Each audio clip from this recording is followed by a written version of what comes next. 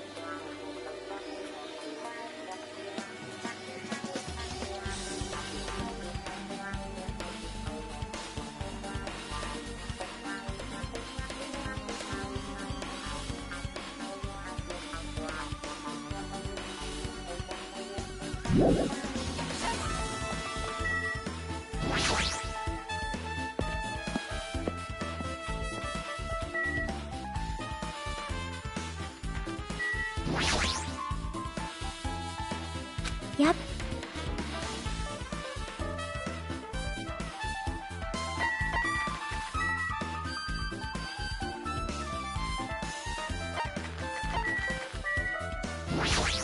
Hey, hey.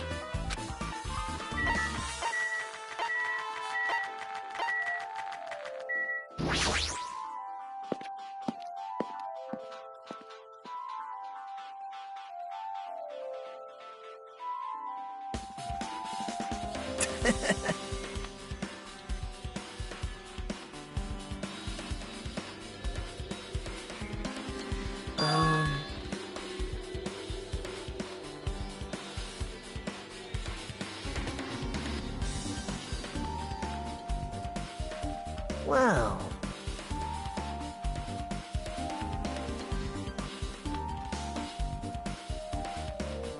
Sorry.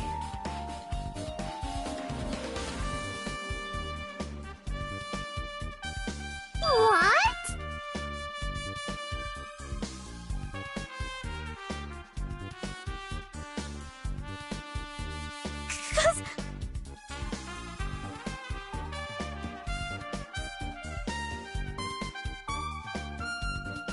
What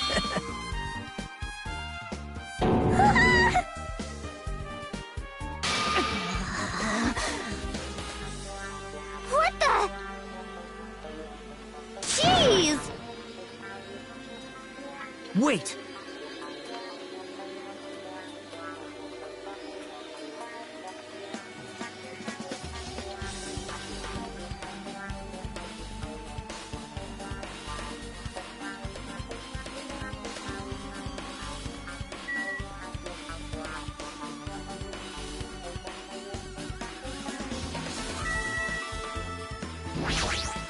Not fair!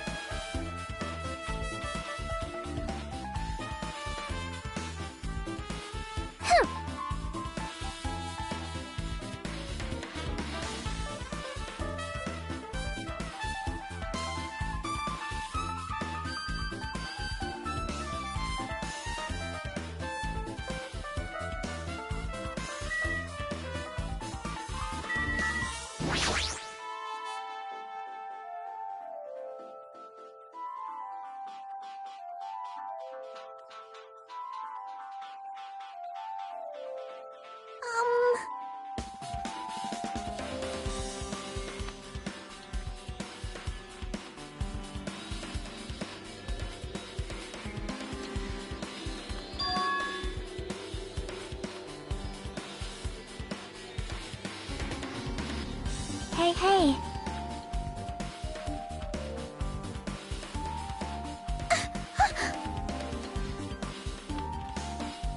Well...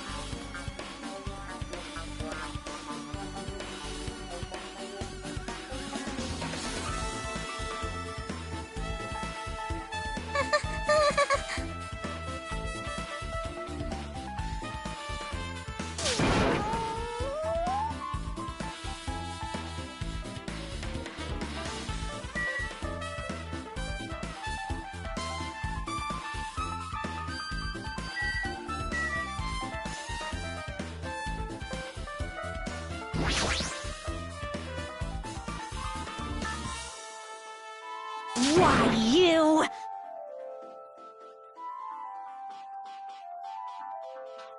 Oh.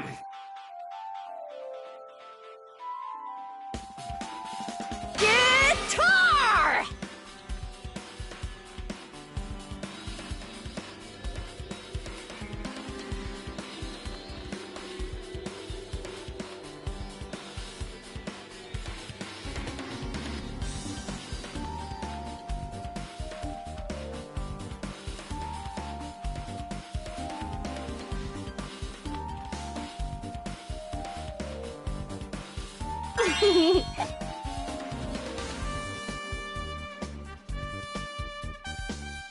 Oh.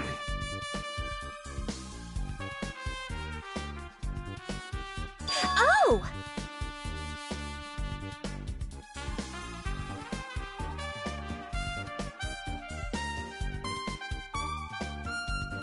I see, I see.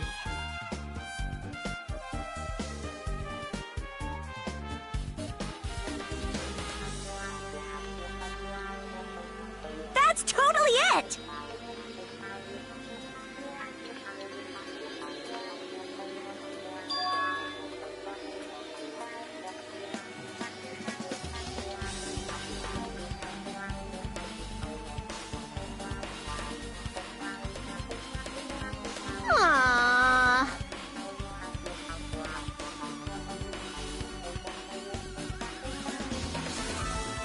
I see.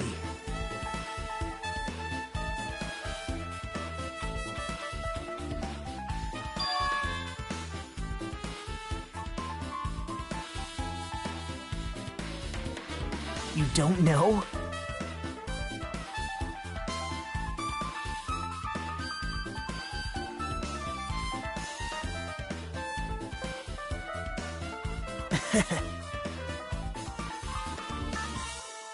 But still...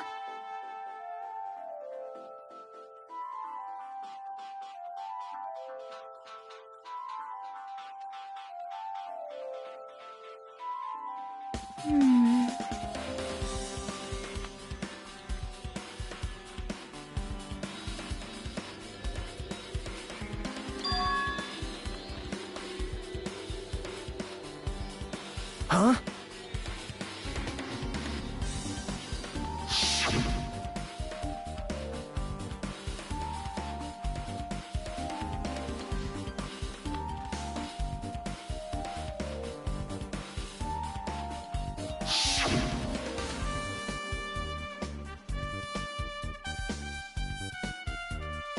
How mean. No, that's wrong. Isn't that right?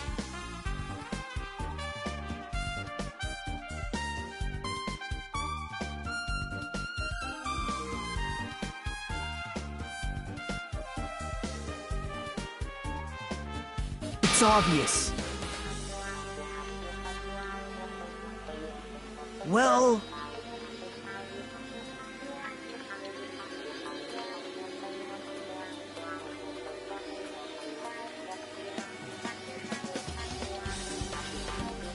Hey.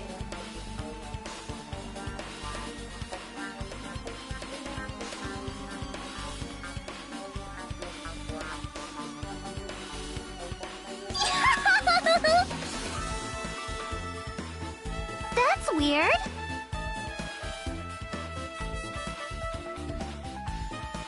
Bye!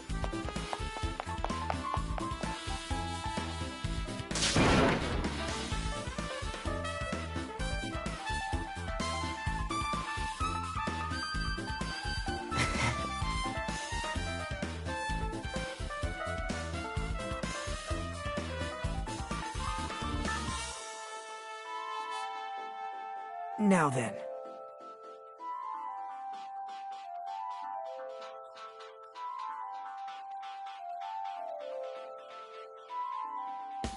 Bye now.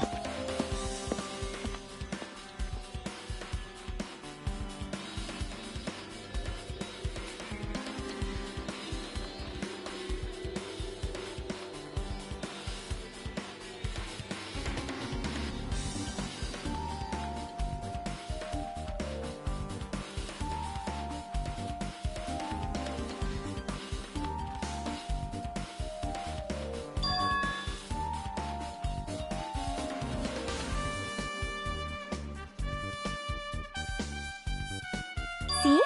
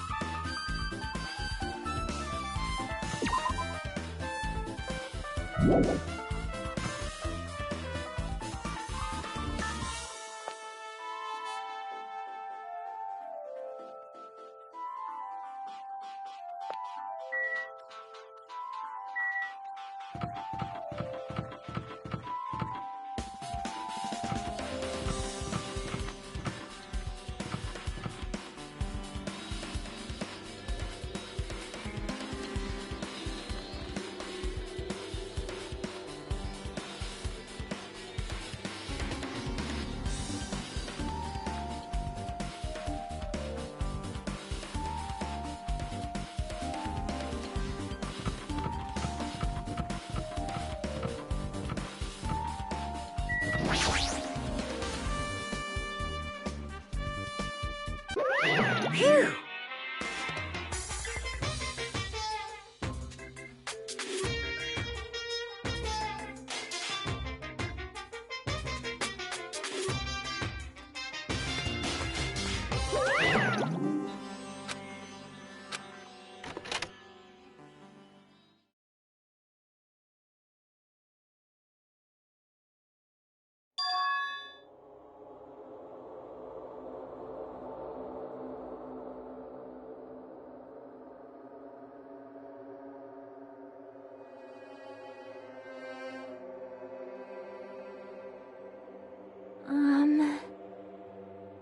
See?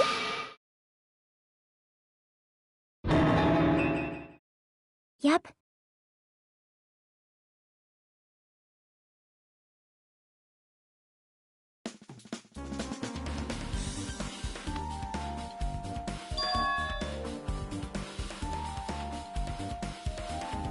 See?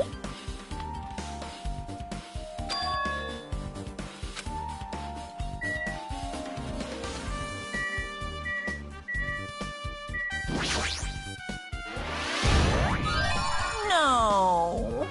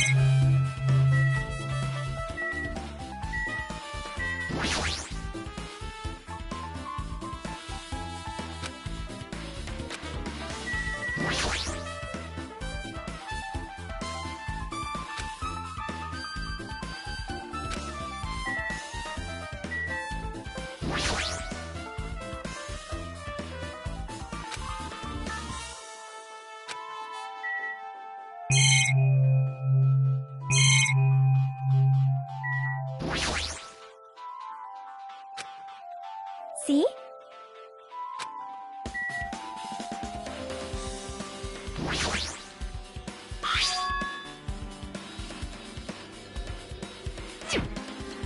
Hey, hey.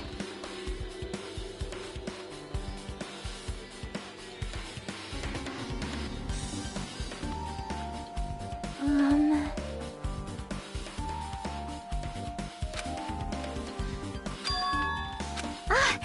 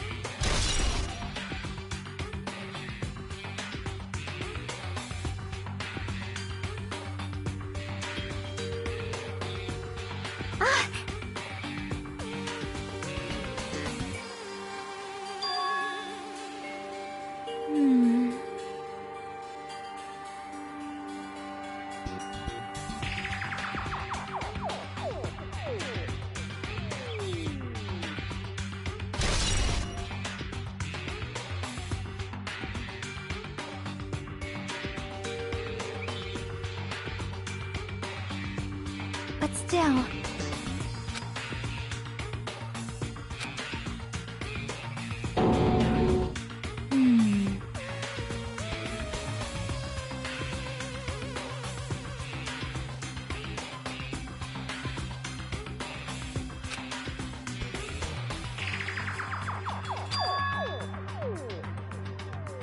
Oh.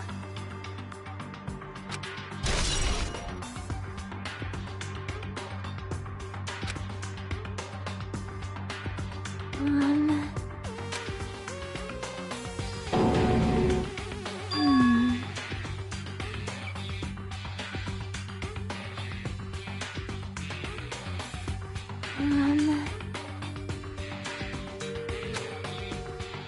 See?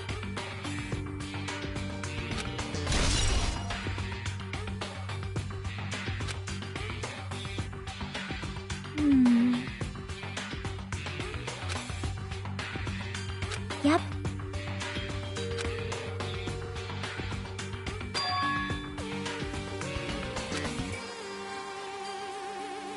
Huh? See?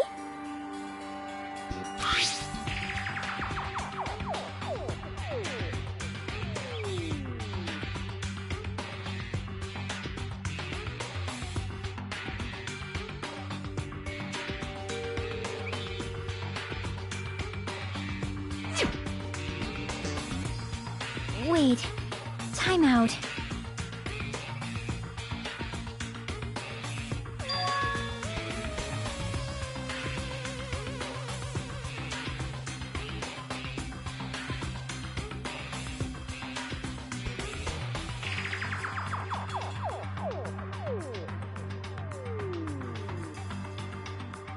Yep.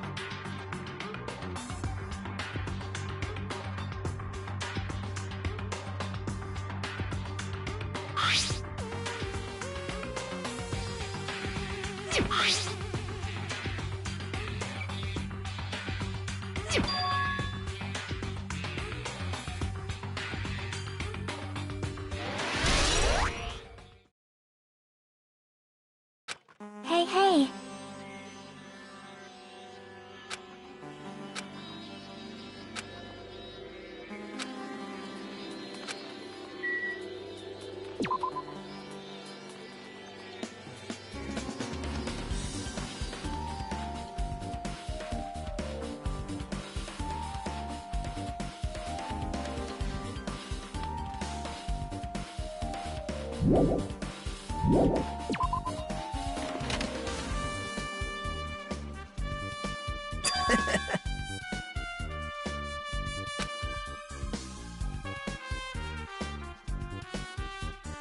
Now.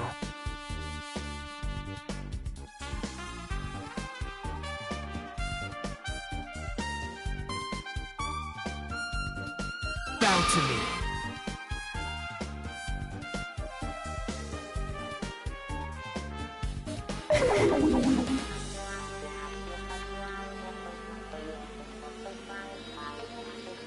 Actually...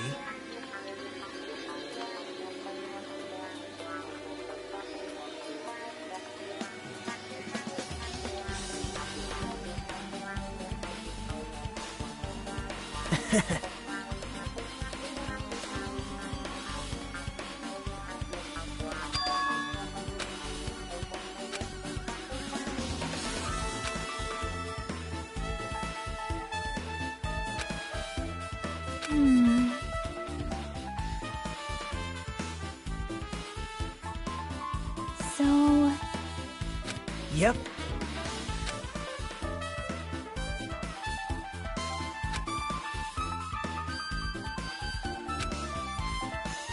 Yep. What? Bye now.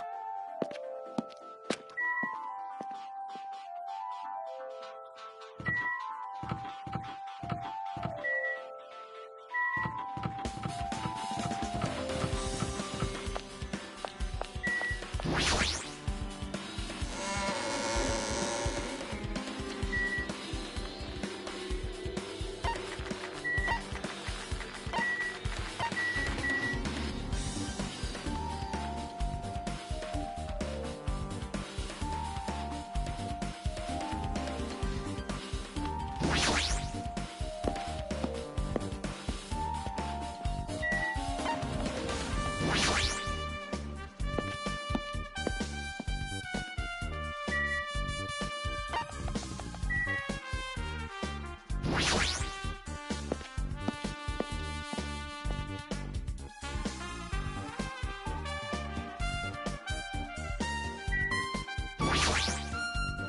you have appeared. What happened, sinner? Fine. I can see it! Nature, the collective will of the world.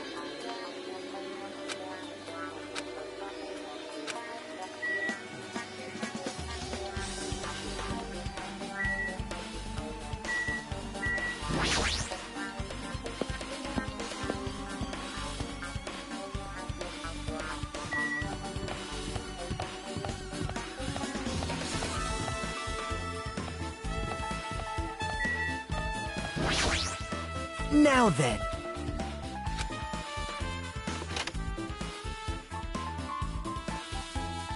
My! Whoa! Hello there.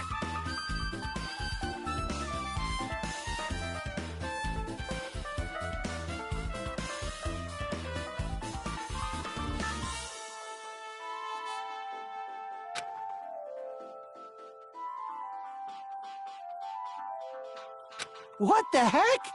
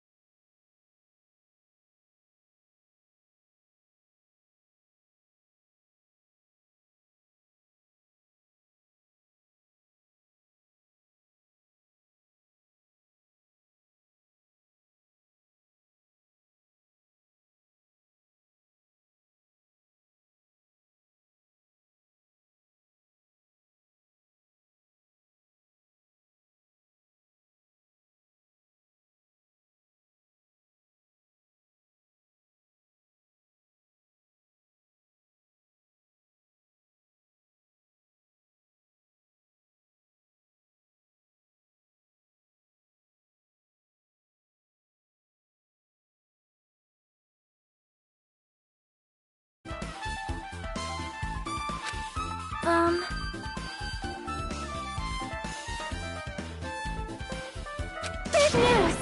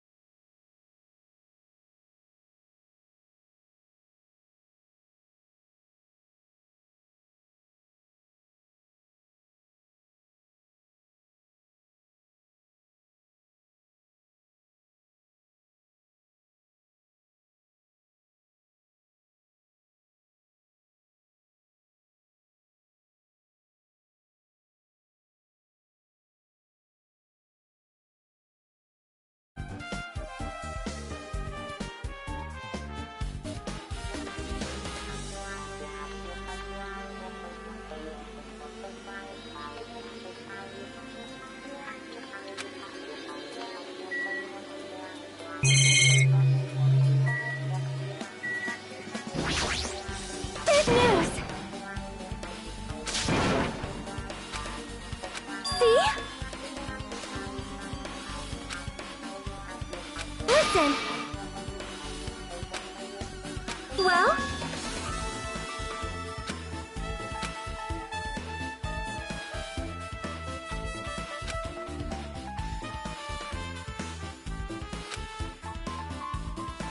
That is an order!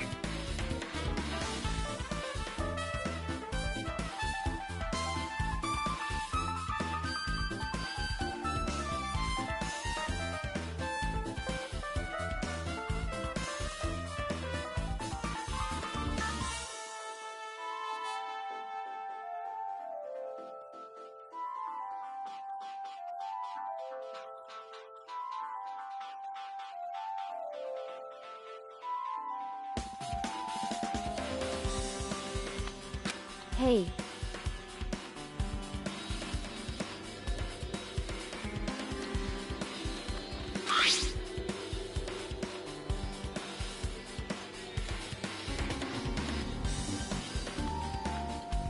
Wow!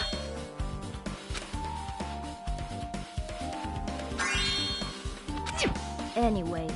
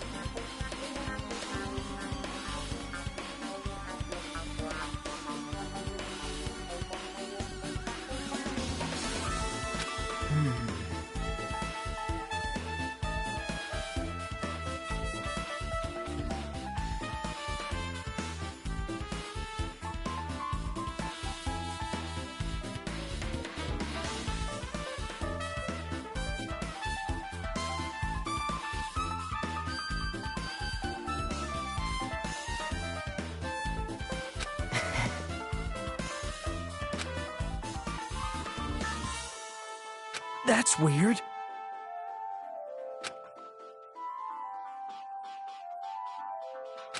However,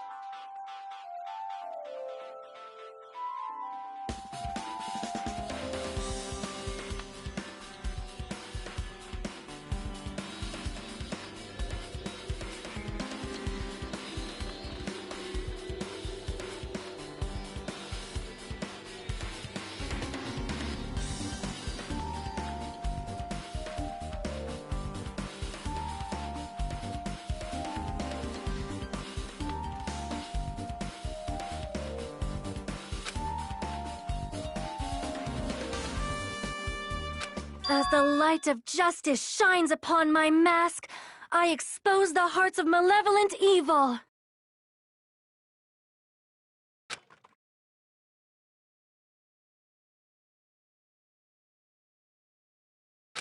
Justice complete! The center of justice that is pierced by justice! The lead star of justice that shines in the night sky! That would be me! Sparkling justice!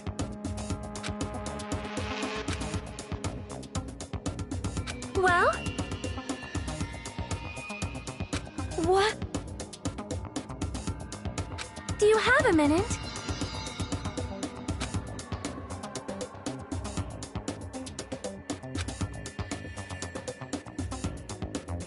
However...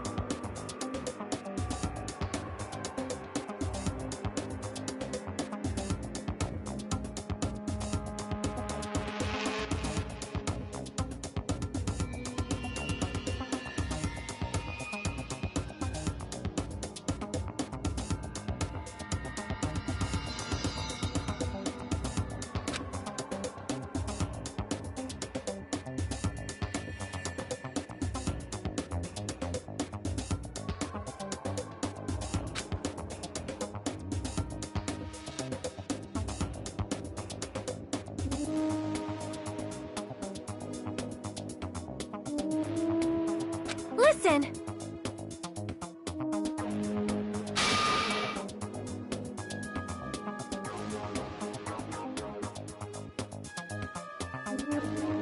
Wow.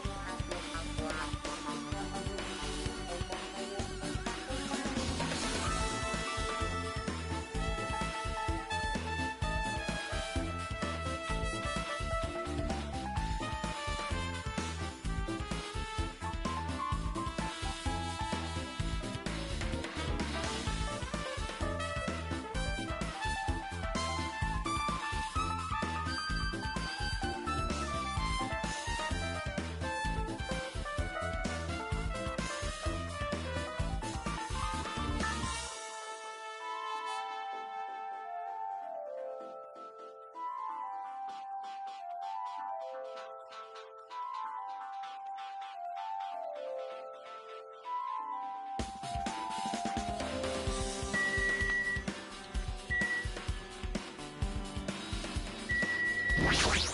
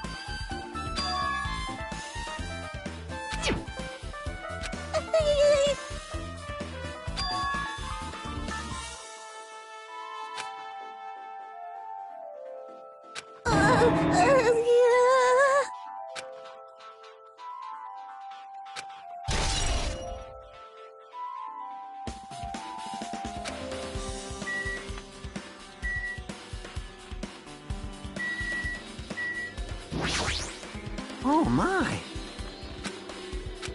Oh!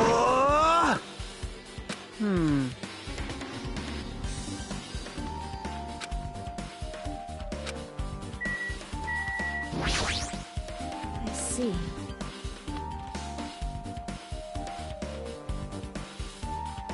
No.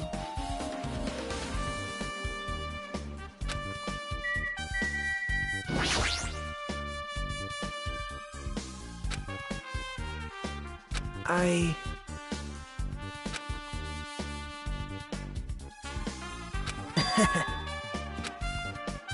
Yep. Now then.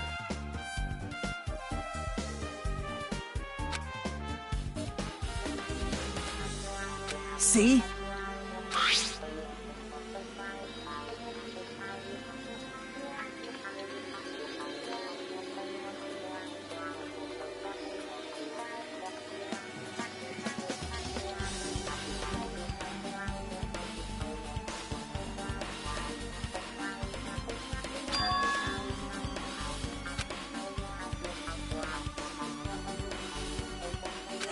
Yep.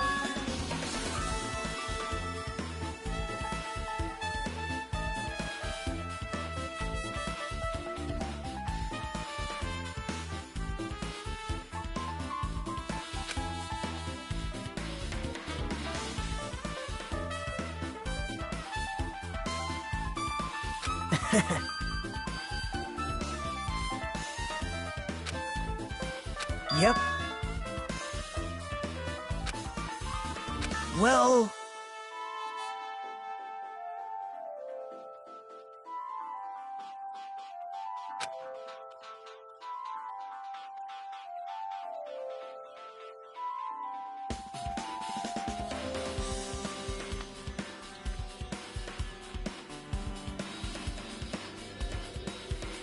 Perhaps...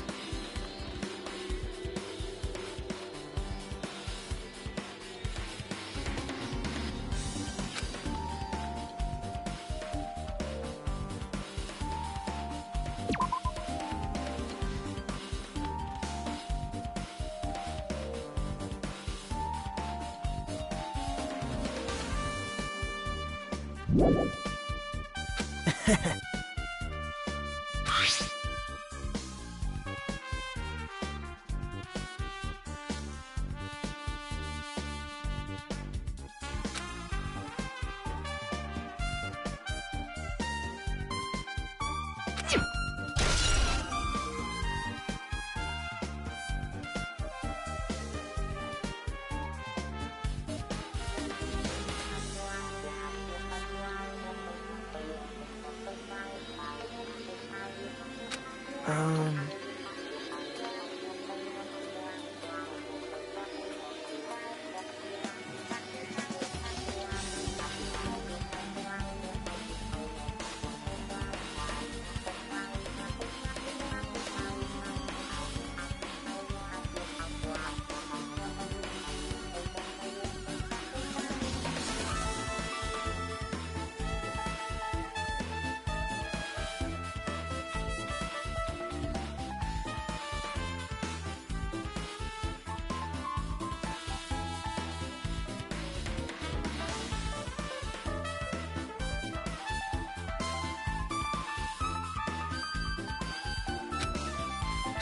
See?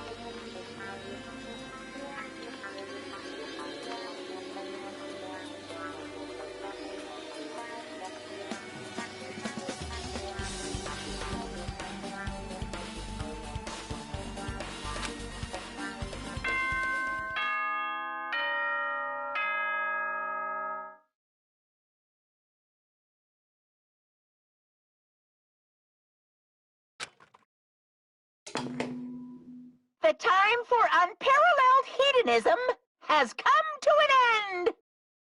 Come! Now is the time to fight the decisive battle! The hostility of fresh blood! Now then.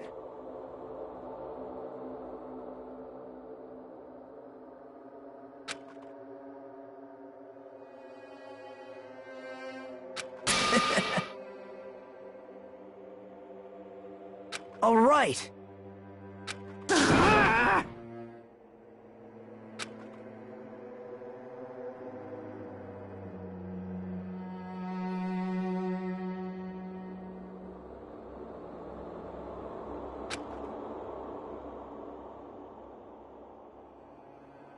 There is no escape.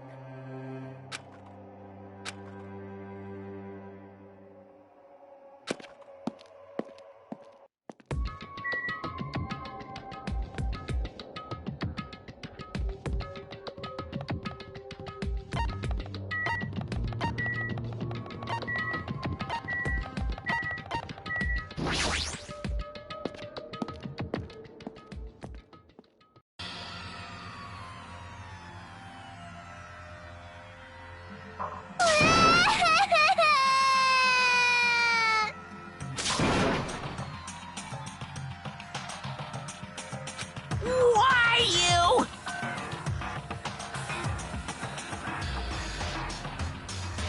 Stop it! Sheesh!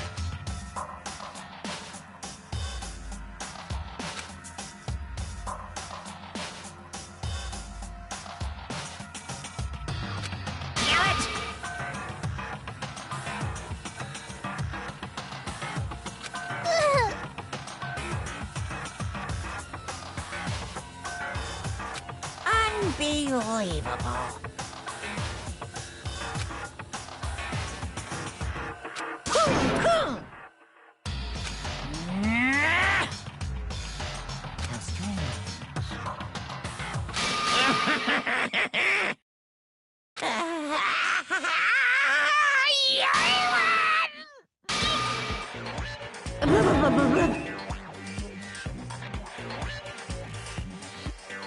Hmm?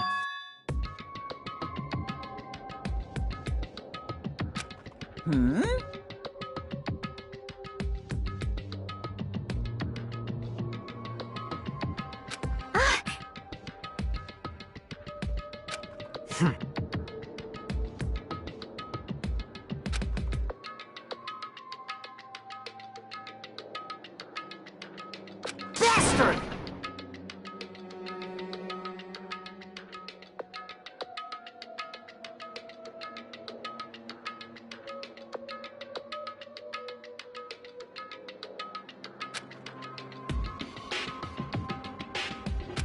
Hmm.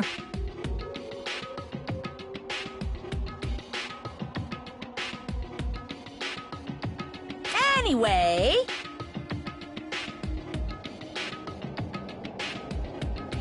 See ya later! This is bad. Like, Show some spirit! This, too, must be the will of causality.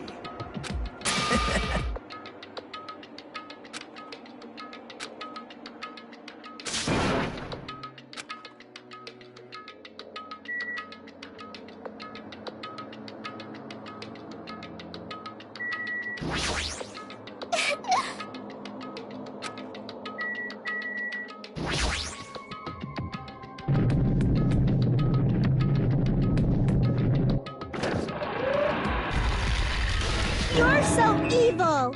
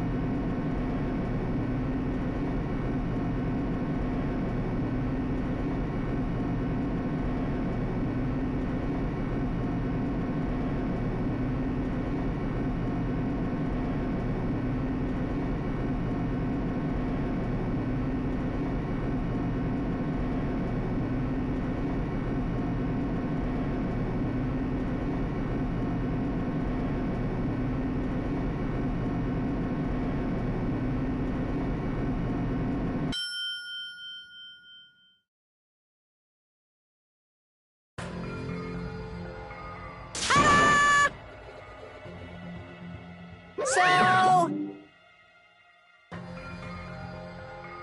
Impossible! That is... No, no! You... Yeah! Like...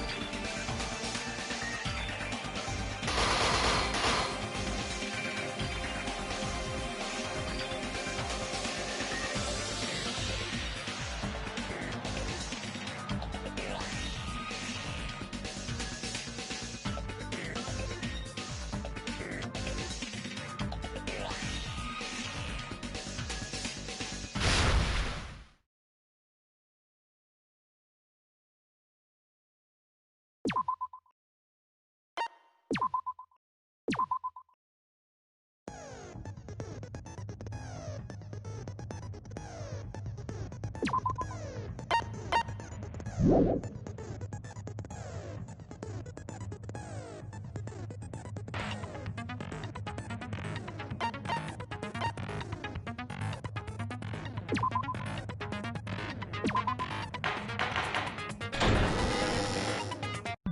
then, let's begin with a simple explanation of the class trial. During the class trial, you will present your arguments for who the killer is and vote for who done it. If you vote correctly, then only the blackened will receive punishment. But if you pick the wrong person, I'll punish everyone besides the blackened, and that person will earn the right to leave this island. Oh, no matter how many times I hear it, it's such a cruel rule. Now then, let's first discuss the motive. That masterpiece of gaming, Twilight Syndrome murder case. What? Who cares about that game? The outcome of this trial should be determined by whether or not we find Mahiru's killer. Nevertheless, we shouldn't ignore it. After all, that game is the motive this time. Yeah, you're right. Then let's try discussing that first. I'm sure everyone who's beaten the game already knows that it's based on an actual murder case. Some of us have not beaten that game. Give us a detailed explanation. It means Twilight Syndrome Murder Case is a non-fiction game. Additionally, some of us are characters in that game too. Some of us are characters in a video game?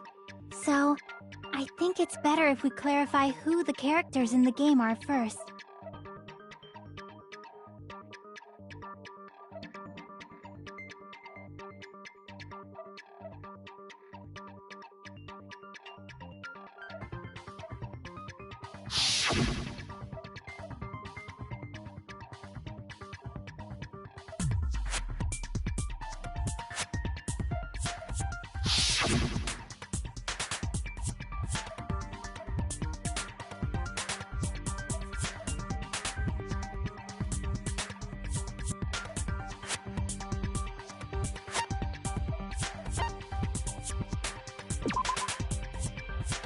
Damn it!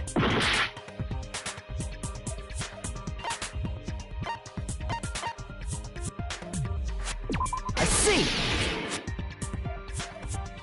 Girl A is probably Mikan Tsumiki. That timid tone. That definitely sounds like Girl A. Based on the list of names in the staff roll, I can't think of anyone else who would be Girl A. Why am I in a video game? That's an infringement of my right to privacy. A nasty, trashy pig shit like you doesn't have any privacy rights. Ah, a nasty, trashy pig shit. I feel like I heard that in the game too. Huh?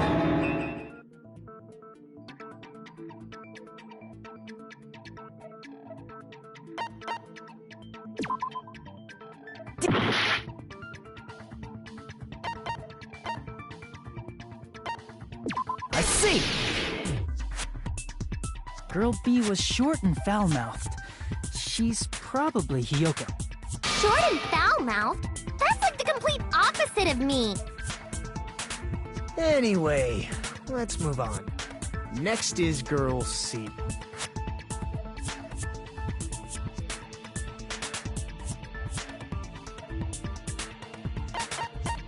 I see! Girl C is Ibuki. Girl C? Then I'll see you next Tuesday! Let's move on to Girl D.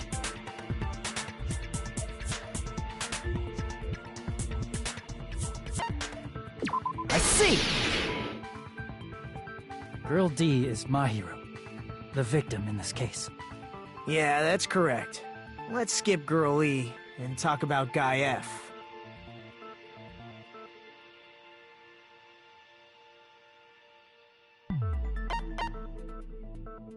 I see!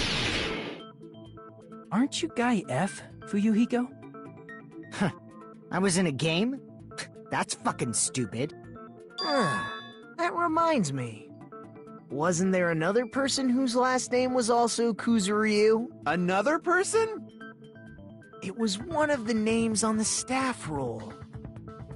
The names were Sumiki, Koizumi, Sayonji, Miyoda, Sato, Kuzuryu, and then another Kuzuryu. Hold on! Why do you keep saying there were two Kuzuryus?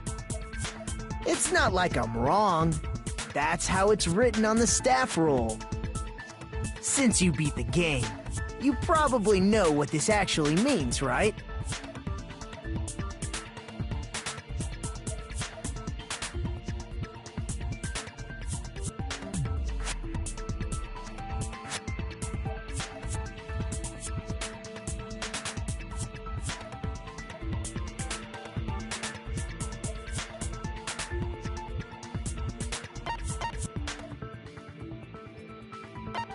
I can prove it with this! In the game, Guy F, Kuzuryu, mentions that he has a little sister. What do you mean, little sister? This is what Guy F said in the game.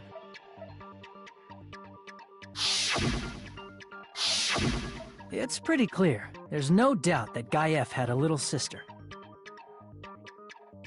Plus, the sister actually appeared in the game. That's why the name Kuzuryu appeared twice. By the way, what role did Guy F's little sister, the other Kuzuryu, play? You probably noticed, right?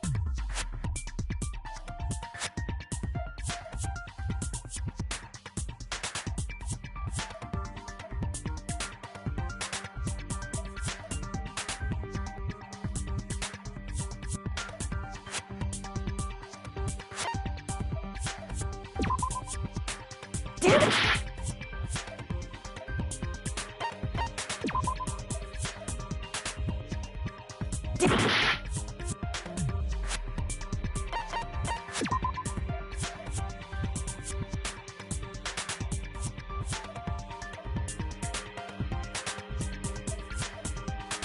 Damn it!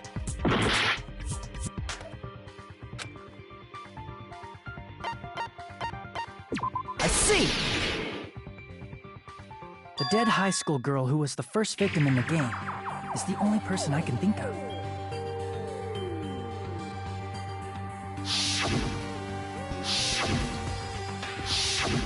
Based on Guy F's tone in the game, it's clear that Girl E is not his little sister. So if the only person left is the dead high school girl, then she must be Fuyuhiko's sister. Why do you sound so fucking happy? That's a winning personality you've got there. Winning personality? Are you praising me? I was being sarcastic, dumbass. Hey, you said the game is a work of non-fiction. That means Fuyuhiko's little sister is... Yeah, I have a little sister. Something wrong with that? It's just a fucking game. Don't go mixing up some video game with reality. It's not just a game. It's definitely based on true events. That's why it's the motive. Don't go making shit up, bastard! If she was the type to die easily, I'd have fucking killed her myself a long time ago. I mean, when I first entered Hope's Peak Academy, she was mouthing off to me as usual and sent me off. It happened just the other day. About that, you're probably thinking like that because you've lost your memories. Shut the fuck up! You be quiet! I see. So you're never gonna accept that that game is based on true events, huh? Okay, I understand your attitude toward this class trial now. Nagito, you seem to be doubting Fuyuhiko a lot. Do you suspect he's the killer?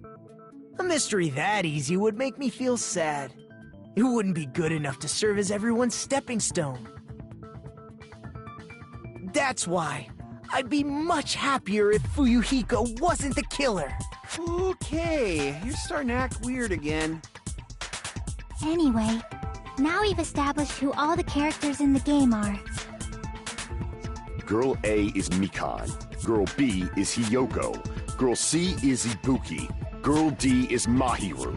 Guy F is Fuyuhiko. And the first victim in the game, that dead high school girl, is Fuyuhiko's little sister. That's just a story in a fucking game. If so, then Girl E is Miss Sato. Could it be? The same Miss Sato who likes white rice? I don't know what Sato you're talking about, but I don't think she's relevant to this case. Maybe it's related to Gundam's last name, since they're both really plain names.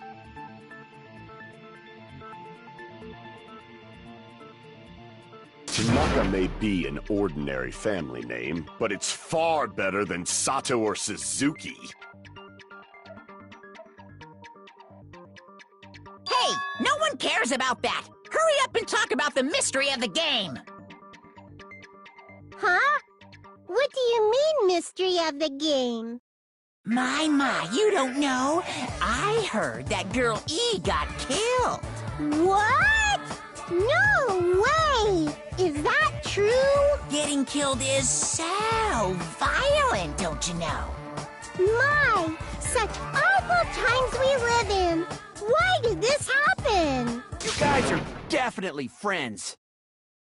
So the mystery of the game is the murder of Girl E, correct? Then let's hurry up and solve it!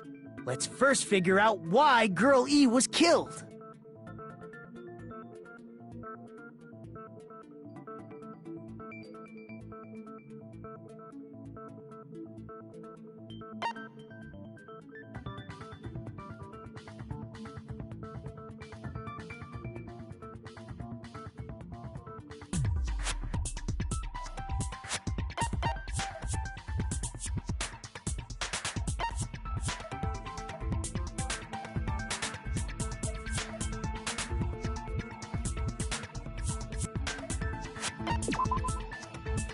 Crap!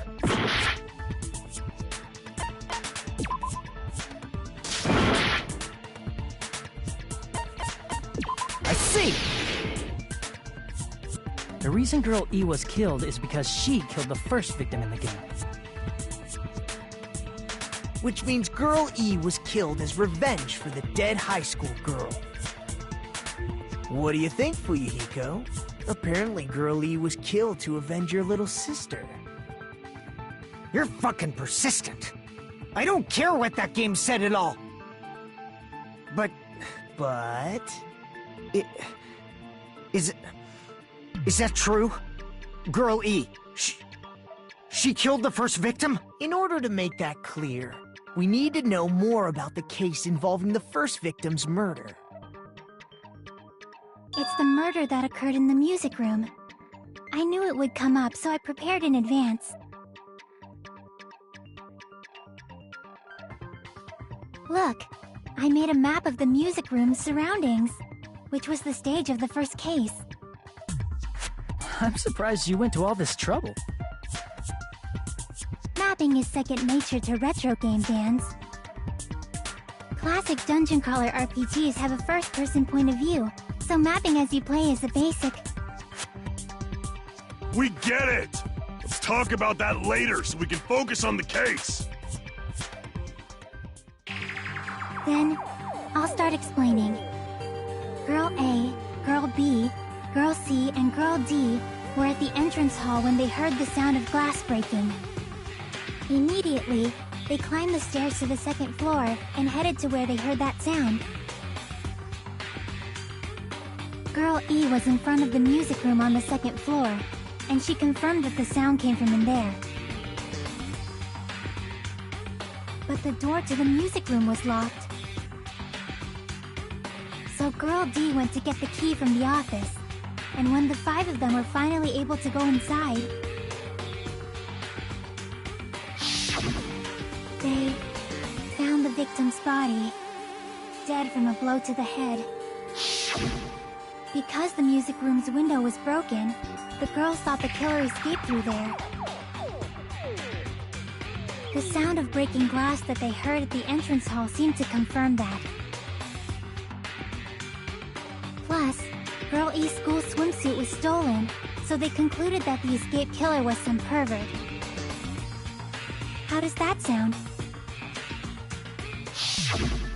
Yep, an understandable explanation. Just as expected from the ultimate gamer who excels at clearing games. But it wasn't a pervert, right? Wasn't the real killer Girl E? Obviously. Girl E was waiting outside the music room for the other girls after she killed the first victim. Did she lock the music room from the outside? Then she would have totally needed the key from the office. Which means Girl E was hiding that key. We can assume she used it to lock the music room after she left it. But Girl D was the one who went to the office to get the key to the music room, right? By the way, since it was never mentioned in the game, we can exclude the possibility of there being a spare key.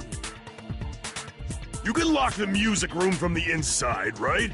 So from there, Girl E broke the window and escaped, and sprinted to the front of the music room as fast as she could before the others arrived. She would have passed by the entrance hall where the other girls were waiting if she tried to do that. Then, forget this! It's not cute to see an old guy sulk. Hey, is Girl E really the killer? We haven't reached an answer yet.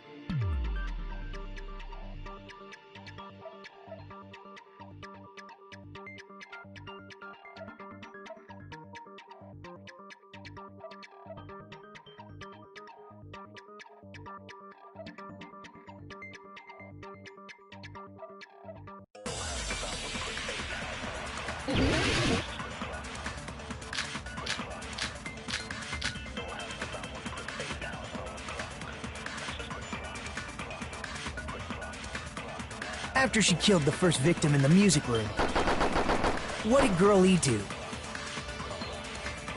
She just broke the window in the music room and escaped outside. So how did Girl E get from outside the school to the front of the music room? To go back to the music room from outside, you need to go through the entrance hall. Plus, at the entrance hall, the other 4 girls should have been there. At the entrance hall, the girls heard the sound of the window shattering. How was she able to get past those 4 and wait in front of the music room? She probably used a hidden passageway!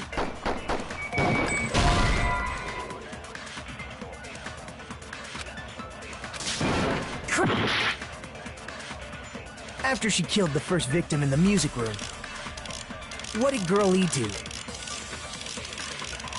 She just broke the window in the music room and escaped outside. So how did Girl E get from outside the school to the front of the music room? To go back to the music room from outside, you need to go through the entrance hall. Plus, at the entrance hall, the other 4 girls should have been there. At the entrance hall, the girls heard the sound of the window shattering. How was she able to get past those 4 and wait in front of the music room? She probably used a hidden passageway! Twilight's hidden passageway is the world's best!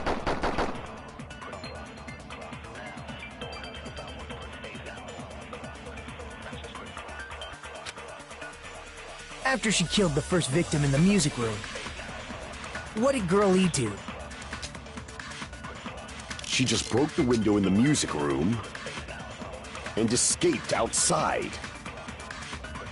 So how did Girl E get from outside the school to the front of the music room?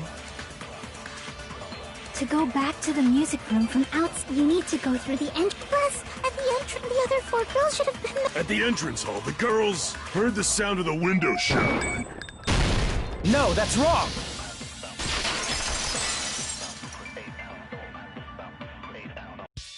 First of all, the sound the girls heard wasn't the window breaking.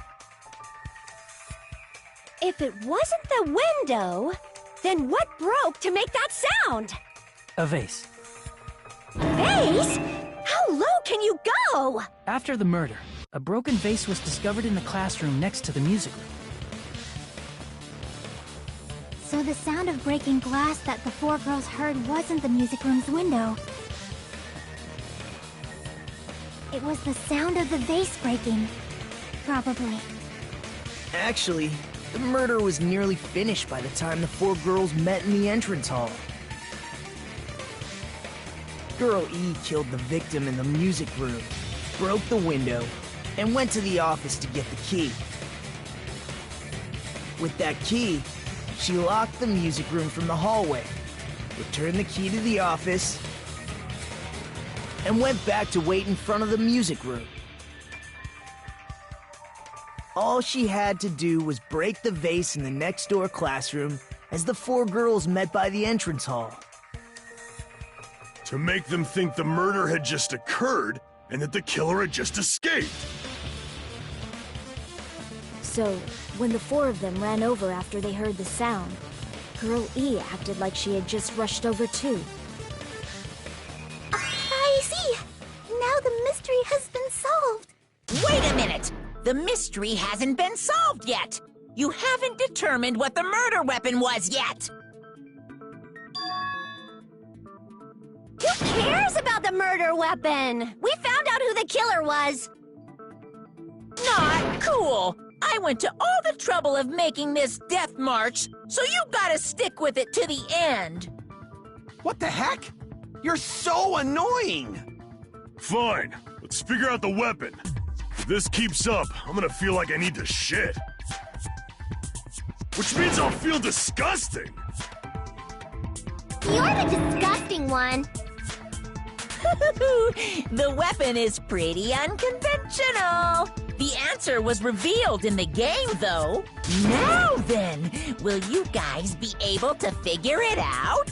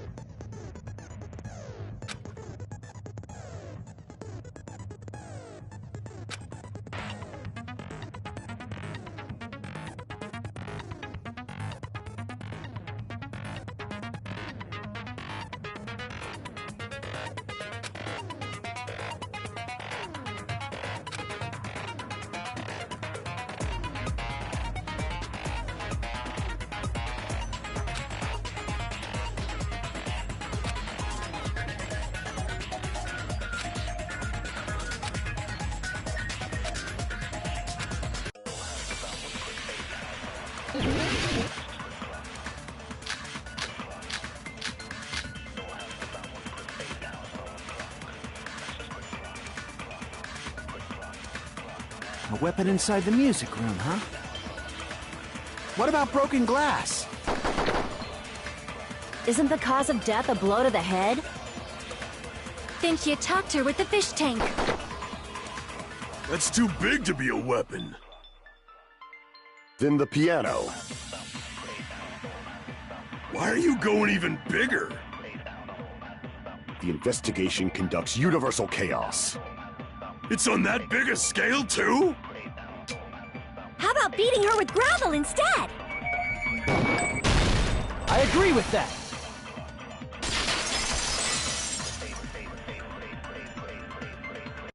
I got it. The killer must have used gravel to attack the victim. My goodness. I got it right. And I was just throwing things out there. Just as I thought! I'm chosen by the gods! You're not chosen at all, and gravel is impossible. It's too small to be a weapon. What if the gravel was put inside some sort of bag? A bag? What kind of bag? If the weapon is something that appeared in the game, then so is the bag. And the only thing I can think of is the school swimsuit. If you tie the swimsuit like a bag and stuff it full of gravel, it'd make an effective weapon. Gravel inside the swimsuit? swimsuit? Even the ace attorney would be astonished by such a fantastic idea! But for the killer, it's an idea that kills two birds with one stone. To make people think the killer is some pervert, it makes sense for a school swimsuit to be stolen. And if that swimsuit was used to make an improvised weapon, it'd have to be disposed of later. How about it, Monokuma? Are you satisfied now? This happiness you feel when the mystery you create is solved. Only producers know this feeling of ecstasy. But the real important talk begins now. Girl E had someone who can be called an accomplice. That person was actually Girl D. Girl D. You're talking about Mahiru, right? Huh? Mahiru is the accomplice? What is this? What does that mean? The piece of face that became an important clue in the music room murder. Girl D got rid of it.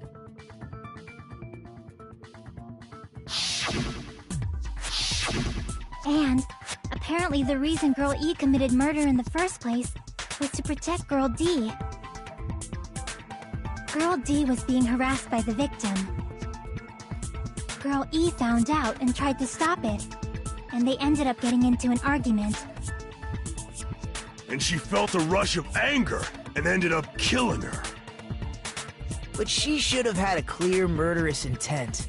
I mean, she choked her out and then bludgeoned her to death.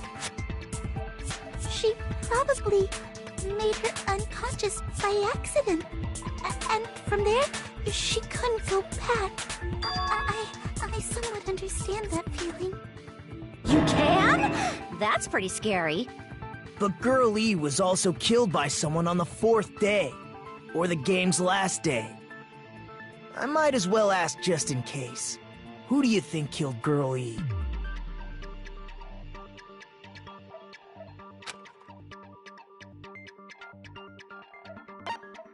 I see! It should have been Guy F.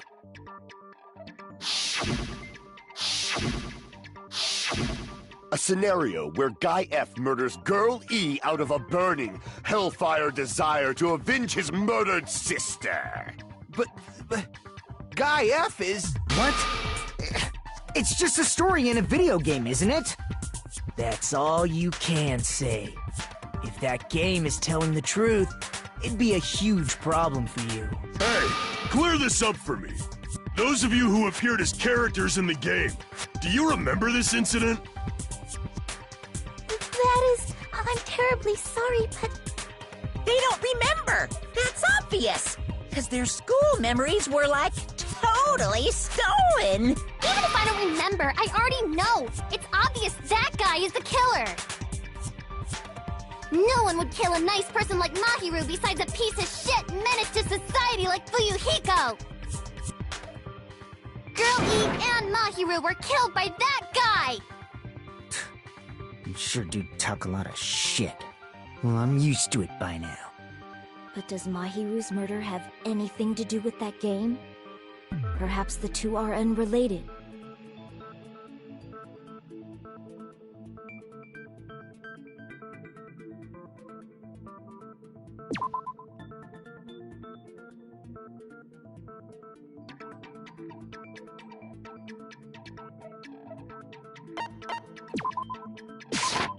I can prove it with this! I'm not sure the two events are unrelated. At the very least, the killer has definitely played the game. As proof, Mahiru, who was killed in the beach house, and Girl E, who was killed in the game, were both killed by a blow to the head with a metal bat. There's no way we can ignore that connection. Someone must have wanted to split her head open the exact same way they avenged the first victim. Hey, why don't you confess already? You're the one who killed Mahiru, right? You better cut that out right now! There is no way a stupid game could be the motive! You're dumb enough to believe that stupid game, and that's why you killed her as revenge! If you keep making up your mind like that, we're just going to go around in circles. And it's true Fuyuhiko may look suspicious, but don't you think that'd be too obvious? What did he... I mean, there's a possibility that it's a trap set by the true killer. Trap? What do you mean? The true killer played that game, and most likely found out about the relationships between the characters. That person could be using that knowledge to try to set up Fuyuhiko. Are you saying that a completely different killer murdered Mahiru and used the game motive as their cover? Isn't that what happened, Hiyoko? Huh? Don't you understand? I'm saying you might be the true killer. What is this? Like, I can only laugh. What are you even saying, you nasty toilet-clogging bitch?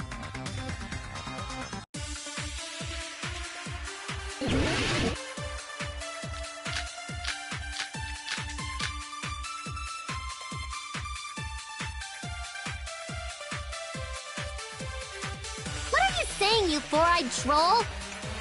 Accusing me of killing Mahiru?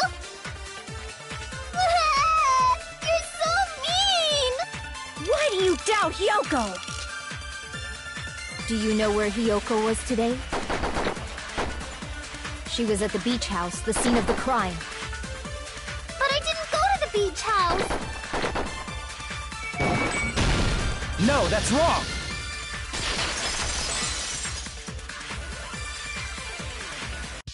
Wait a minute. You should have been at the beach house, Hiyoko. Seriously, I told you I didn't! But these footprints in the sand in front of the beach house, aren't they yours? I don't have such ugly footprints! They're probably Mikan's based on how ugly they are. Don't decide that based on ugliness! Huh. They're not Hiyoko's footprints? That's strange. The footprint I collected from your room matches these footprints perfectly. Collected? I never gave you permission to collect that, you nasty pedo! Plus, the footprints left in the sand were facing away from the beach house. Which means, when the owner of these footprints went inside the beach house, they used a different entrance. A different entrance? Are you talking about the door facing the road that Mahiru's body was leaning against? Are you saying when that person went inside the beach house, the body hadn't appeared yet? The door was still accessible when they went in, and wasn't when they left. Which means something happened in between those two events. Isn't that right, Hiyoko? Ah! I remember now! I remember when I went to the beach house! So you finally decided to confess. I'm pretty sure you guys already know this, but going for walks in the morning is my daily routine. I've never heard of that daily routine before.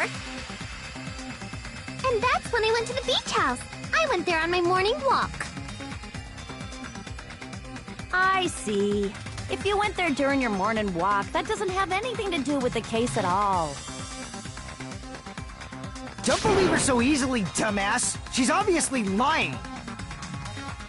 Huh? It's a lie? People who call other people liars are usually liars themselves. If you say I'm lying, prove it. Can you even prove that I'm lying? There's no way a bunch of worthless idiots like you guys would be able to do that.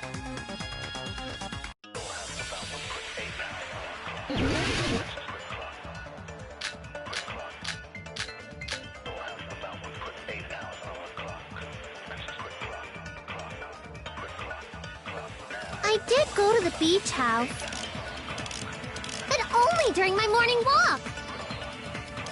I didn't go any other time. Then you didn't meet up with Mahiru at the beach house? I'm saying I met up with her when I never... Is this a panel of idiots? did go to the beach house, but only during my morning walk. No, that's wrong!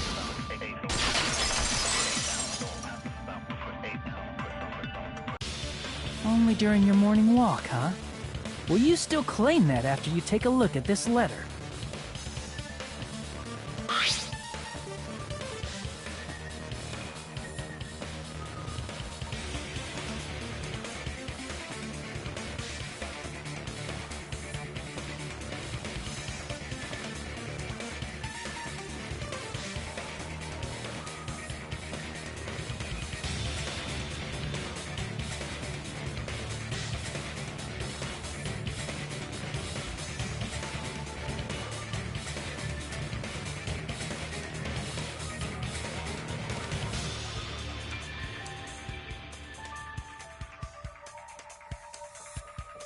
That letter!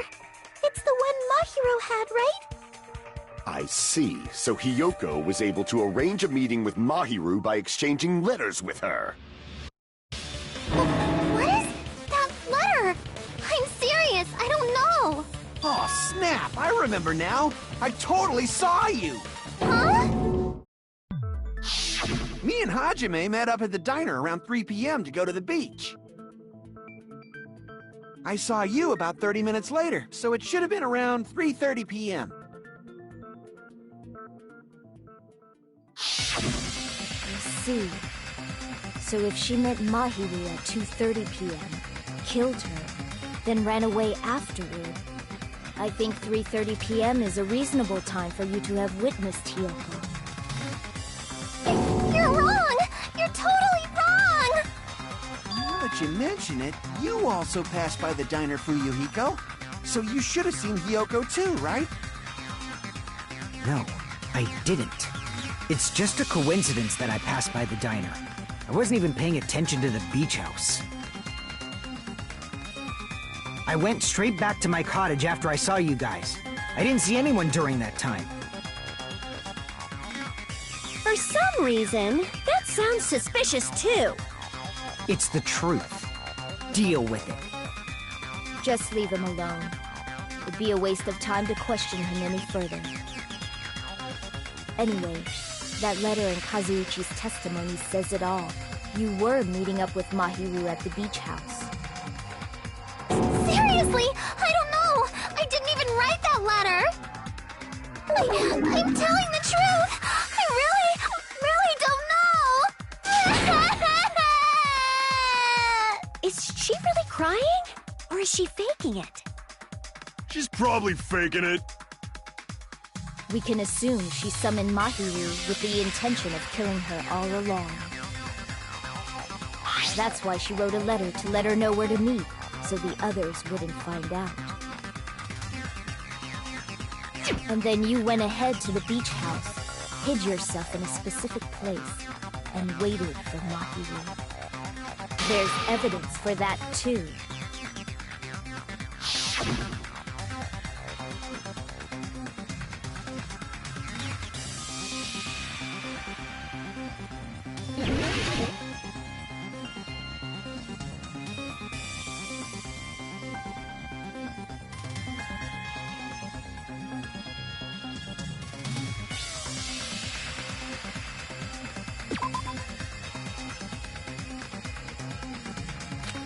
Crap! Here! The place where Hiyoko was hiding. Are you talking about the closet? Yes, that's right. The gummy candy we found on the floor is the evidence.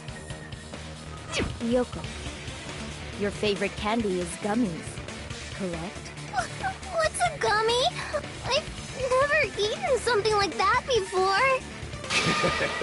I have captured the true character of this mystery. Hiyoko, who summoned Mahiru to the beach house, hid inside the closet like a familiar. When she saw her chance, she attacked her like an evil spirit and left the beach house like a swift wind. But Hiyoko miscalculated that Mahiru's body would be blocking the door at that time. Because of that, she was only able to leave from the beachside door and ended up leaving her footprints. We have presented the proof! My 4 dark devas of destruction didn't even need to come out! It's a trap! This is obviously someone's trap! Who's someone? Whose trap is it? It must be that one person. You know, the one with the mask, maybe? The one with the mask? There was a suspicious mask at the beach house, right? Whoever was wearing that could be the real killer. You're the one who wore that mask and killed Mahiru, right? There's no way I'd wear such a childish mask. Is your brain fried or something? That is right. It cannot be Hyoko. That mask belongs to Sparkling Justice! Huh? Sparkling what now? That mask says it all! Sparkling Justice is hiding on this island! Which means the legendary serial killer Sparkling Justice is the one who killed Mahiru! Why, you? If you continue to say such foolish things, I shall tear you limb from limb. Don't blame Miss Sonia! It's just a difference between cultures. Culture shock, you know? Yoko, why don't you just admit it already? You're being unreasonably stubborn! It's all in your heads! Oh, why can't you understand? I'm not the killer!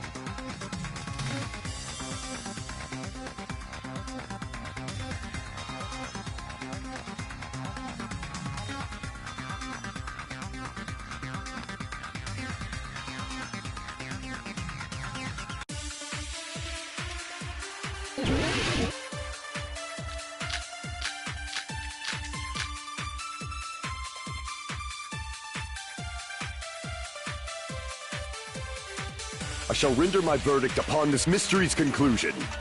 Tiyoko is the sinner who killed Mahiru! I'm telling you, it's a trap! There's no doubt! You went to the beach house, right? That is... And weren't you also hiding in the closet? So that's when you dropped the gummy! No, that's wrong!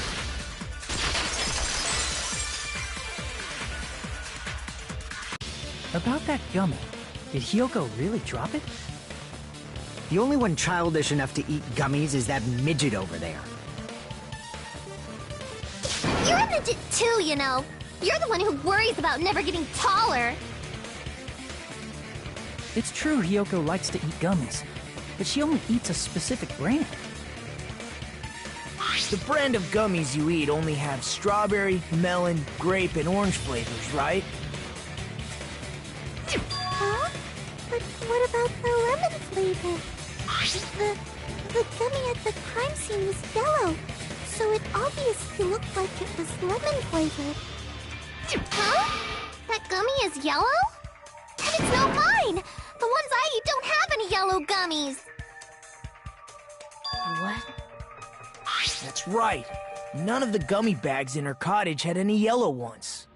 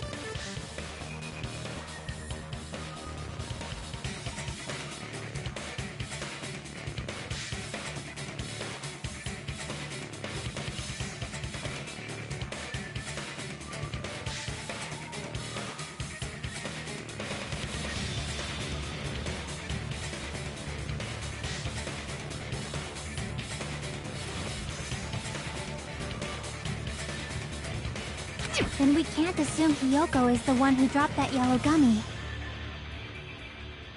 See? Didn't I tell you? It's definitely a trap! Damn it! Who would set a trap like this? I'll get my revenge! I'm gonna bop you on the head with all my might! Hold on, you little bitch! You think you're in the clear just because of a little gummy? Don't be stupid! I'm not done backing you into a corner yet!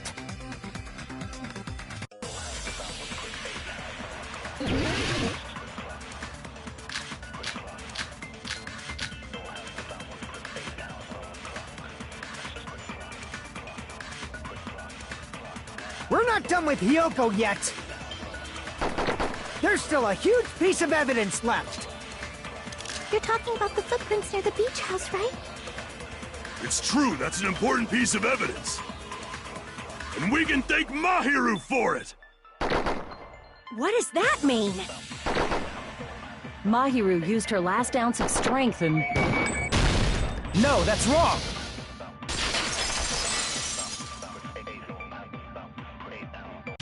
Mahiru didn't block the door. Her death was instant. Instant death? According to my autopsy, yes, there's no doubt that Mahiru died instantly. If you keep making shit up, I'll fucking kill you! I'm sorry! Ryuhiko, you cannot do that. Only a coward threatens women. I'm pretty sure her death was instant, too. I mean, her injury was only a single blow. That's why Mahiru isn't the one who blocked the door. Someone else used her body to block it. Someone else? The killer, of course. They're the one who blocked the door with Mahiru's body. That's why there were bloody drag marks left on the floor. But why did the killer block the door? Just ask Hiyoko. She's the killer after all. Seriously, that's not true! Let's assume Hiyoko is the killer. Wouldn't that mean she's also the one who dragged the body?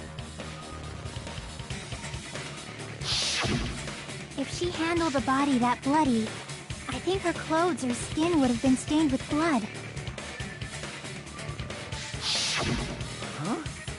But when I saw her, she was clean.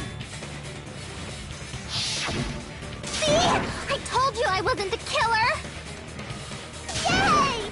With this, my innocence has been proven! I won't let you look down on me! We haven't decided that yet! Hey, Fuyuhiko. Why do you keep insisting that Hiyoko is the killer? Shut up! I'm telling you, she's the killer! That little bitch is definitely the killer!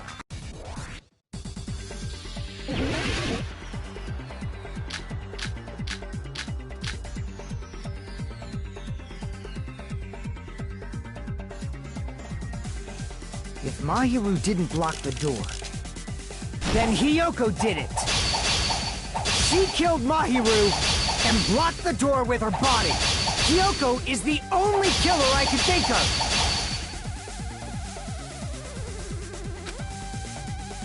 If Mahiru didn't block, then Hiyoko did it! She killed Mahiru and blocked the door with her body! Hiyoko is the only killer I can think of! If Hiyoko moved the body, then she should be covered in blood. So what, dumbass? There's a shower room inside the beach. After she moved the body, she just washed it off in the shower. Allow me to cut through those words. Now, washing it off in the shower is impossible, because the shower in the beach house was out of order. Out of order?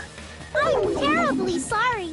I haven't had any time to actually repair it. Then maybe she took her clothes off to move the body, and when she was done, she put them back on. Are you saying I did something that perverted?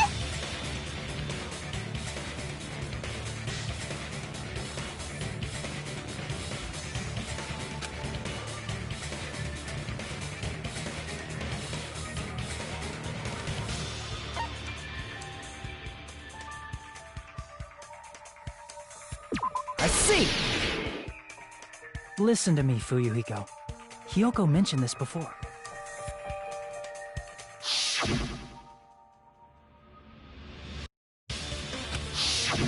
Which means Hiyoko can't change by herself. It's impossible for her to put on and take off her clothes. What? Oh yeah, she couldn't even tie her sash on her own. That's why she couldn't take a bath and smelled bad. I didn't smell, and it only smelled a little. Oh, wasn't changing inside the beach house prohibited in the first place? Yes, if you broke the rules, I'm pretty sure Monokuma wouldn't have kept quiet. Damn right! I'm such a stickler for the rules that even safari park rangers want nothing to do with me! If she didn't change her clothes, then what did Hiyoko do with the blood that got on her? Like I've been saying, the blood wasn't on me in the first place, because I never touched Mahiru's body! Hey, if you think about it the other way around, does that mean whoever was covered in blood is suspicious?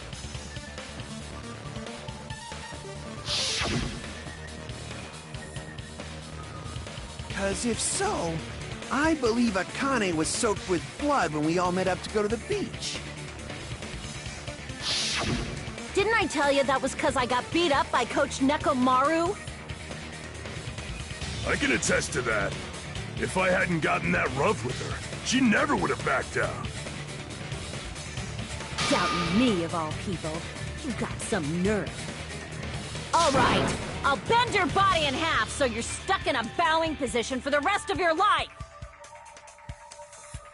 That actually sounds pretty cool! The hell it does! Hey, more importantly, I'm okay now, right?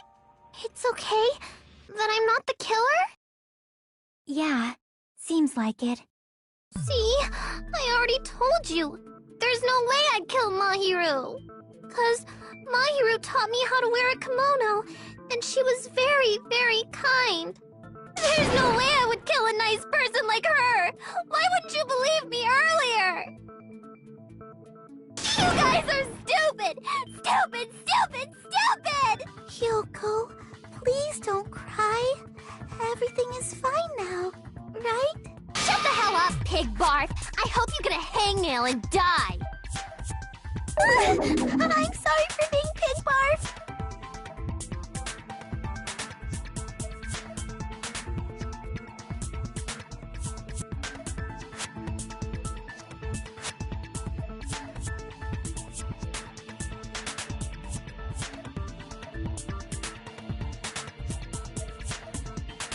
Hey, Hiyoko. Now that our suspicions have been addressed, can you tell us the truth? Huh? Even though you're not the killer, you still went to the beach house, right? Like I said, it was a trap! Yeah, I got that already, so... Can you give us the details about that trap? I would like to know too. It might lead to some kind of clue. Fine. You want me to talk, huh? Earlier this morning, Mahiru was the one who came up to me. She asked if we could meet up later. Huh? But didn't you say earlier...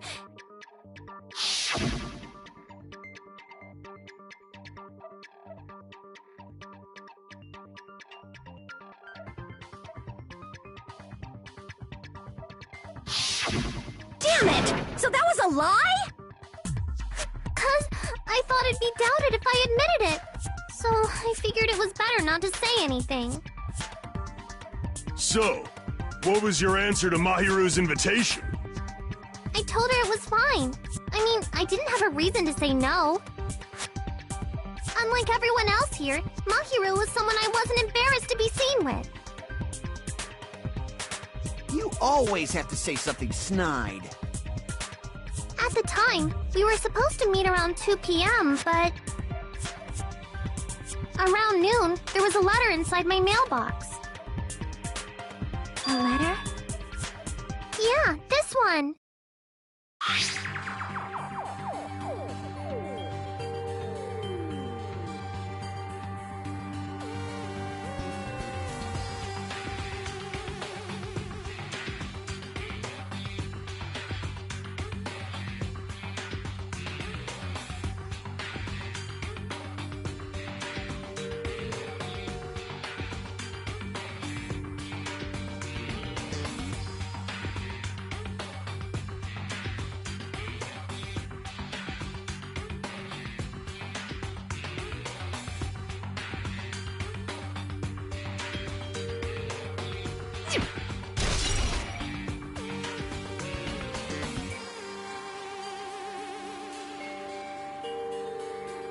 saw this letter and went to the beach house at that time.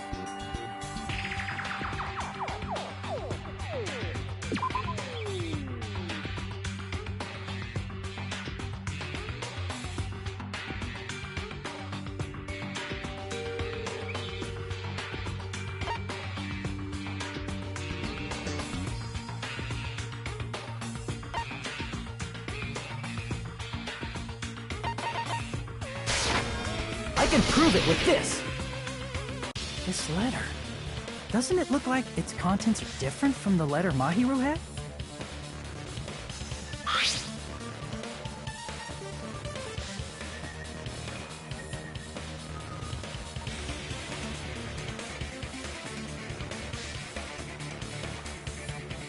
Mahiru's letter said to meet at 2:30 p.m., but in Hiyoko's letter,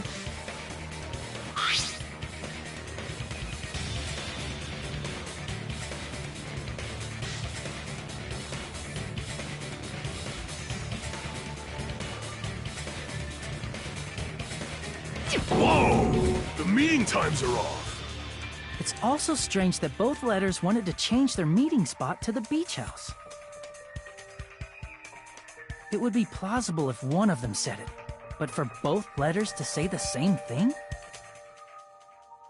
Hiyoko, since you wrote it, what do you think? Like I said, I never wrote the letter. How many times do I have to tell you?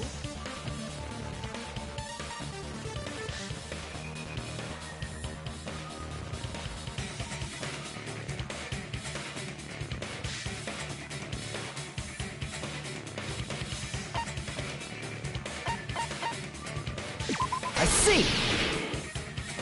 The killer must have forged both letters. The killer forged them so they could manipulate their actions. Yeah, that's how we should think about it. That seems very likely. In fact, if you compare both letters... Confirmed! Just as I assumed, the handwriting is the same. The content of the letters matches too. Like this part. I was going to tell you in person, but I couldn't find you, so I put this in your mailbox. This part. It seems there's someone who wants to interfere with our meeting. And this part. Let's keep it a secret. Until then, let's try not to see each other for a while. The killer forged both of those letters. In doing so, they were able to control Hiyoko and Mahiru to do their bidding, like a netherworld puppeteer. So they completely tricked me. And then Mahiru's killer. How mean! Give me back Mahiru! Really? This is really terrible. I've offered to help so many times. But the killer this time didn't discuss their plan with me at all. It's all my fault. I'm so ashamed of being unreliable. Here we go again. Once we let our guard down, this happens. We can just lightly punch him to death later. So based on what the letter said, you went to the beach house at 2 p.m., right, Hiyoko? What's most important is what happened afterward. What on earth happened there? I fell asleep.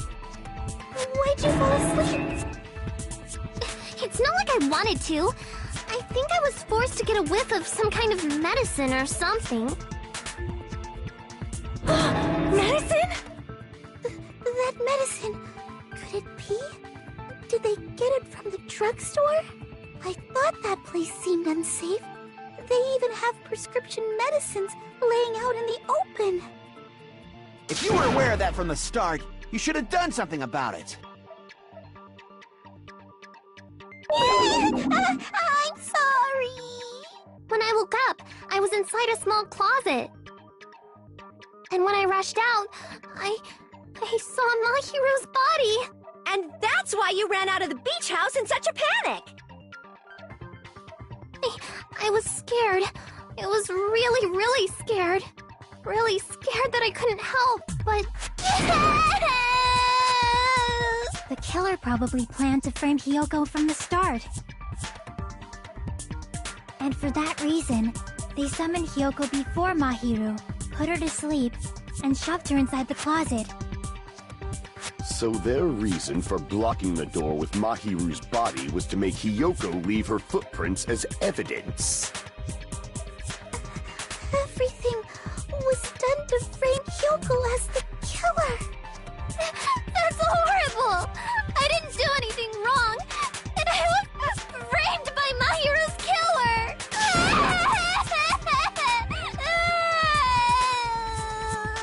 Hyoko, please do not cry. We believe you. Is it really okay to believe her so easily? She might be faking those tears, you know. This'll never end if you keep being so suspicious. Isn't that what a class trial is all about? The only way to survive is to be suspicious. This is where we go to thoroughly doubt each other. So if you believe in each other so easily, then there's definitely something wrong with you. You're wrong, Fuyuhiko. We aren't supposed to doubt each other here. We're supposed to work together. The class trial is where we cooperate with each other, work hard, and aim for victory. The killer and everyone else.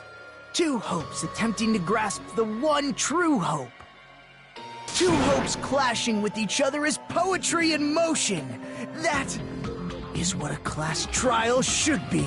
Seriously, which side are you on? I'm on the side of the absolute hope that can overcome any despair. And I believe that absolute hope exists at the point where two hopes clash. Your stance is neither white nor black, but gray. And you do not yearn for your life, or even for victory. Jeez, I wish he'd just side with the enemy already so I can believe what he's saying! Let's stop. Believing every little thing Nagito says is a waste of time. Yeah, we need to figure out who Mahiru's killer is. There should be a new clue contained in what Hyoko has told us. So, let us believe Hyoko's words and discuss it once again with everyone. Yup, yup! The debate proceeds when you assume you can believe each other. Good job! That's the right way! That's the splendid power of teamwork! Hey, what do you think of that, Monokuma? I'm not gonna let you have the outcome you want! Hey... Whoa! He's sleeping! Dumbasses. You bastards don't know anything. If you're stupid enough to trust each other, the only thing waiting for you is the bitter truth.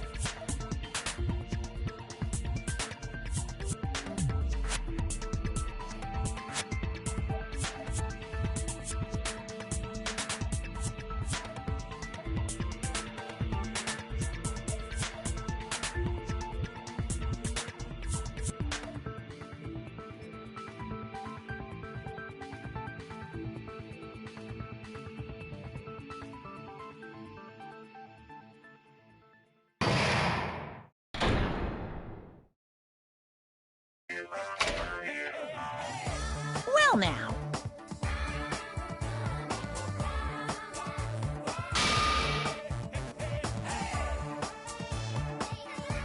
Hey!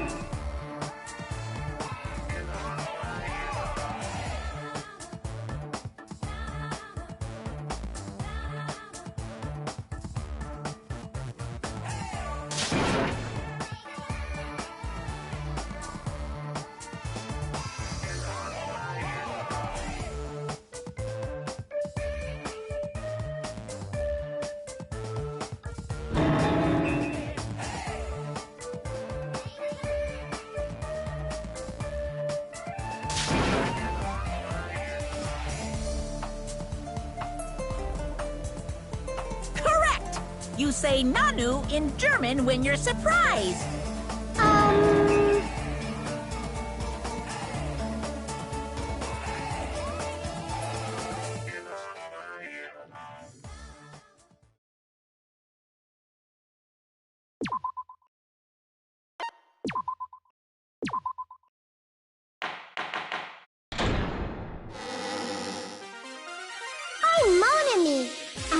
heart is throbbing like crazy right now. To think that the person who killed the wonderful Mahiru Koizumi is in this room.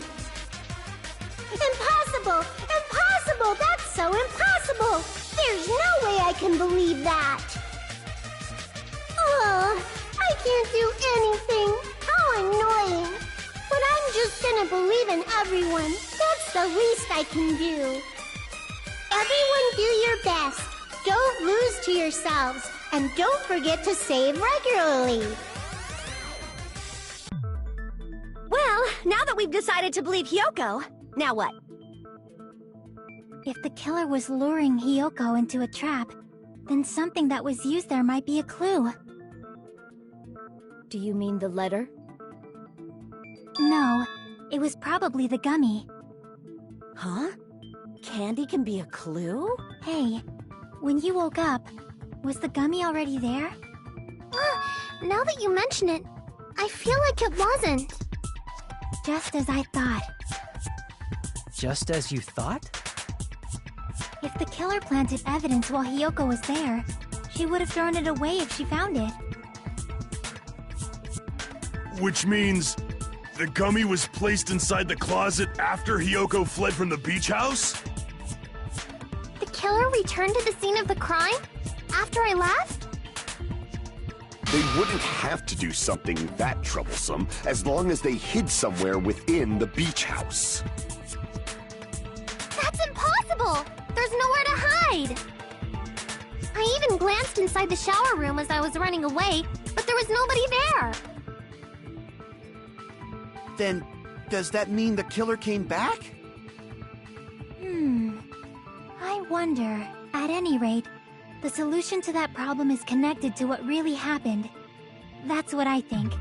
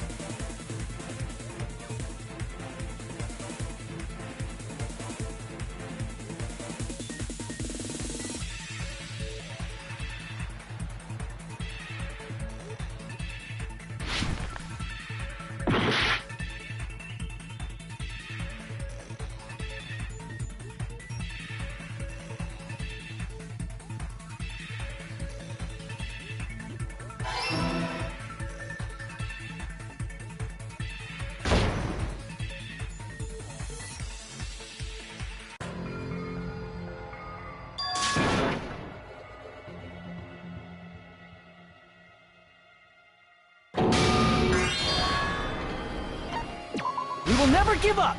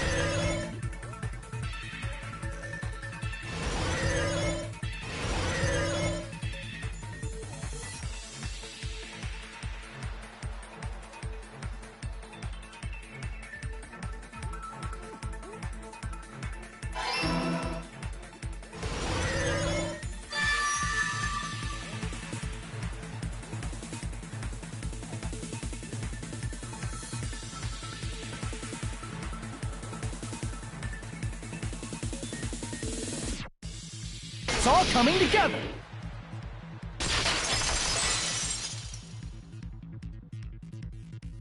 Do you think the killer might have been hiding? You spent all that time thinking just to say something so pointless. How disappointing. Didn't I just say there was nowhere to hide? Do I have to explain it in another language so you can understand? Her personality got a hell of a lot more forceful once she stopped being a suspect. No, there should have been a place for them to hide. A place you didn't look, Hiyoko. What are you saying? Stop being annoying or I'm gonna make Akane bop you on the head and shut you up for good!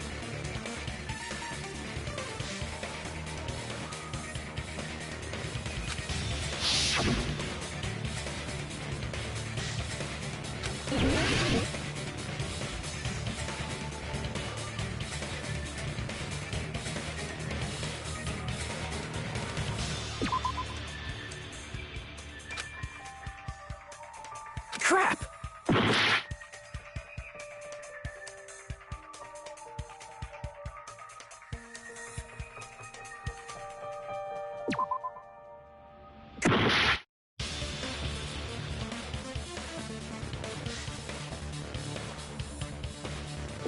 Here! The killer was probably hiding in the closet. The closet? That's where I was locked up! After you woke up, you said you rushed out of there, right? And you probably didn't look inside the closet very carefully. But could two people even hide in such a small place? And without Hiyoko knowing? That's why the killer made sure to arrange a hiding place.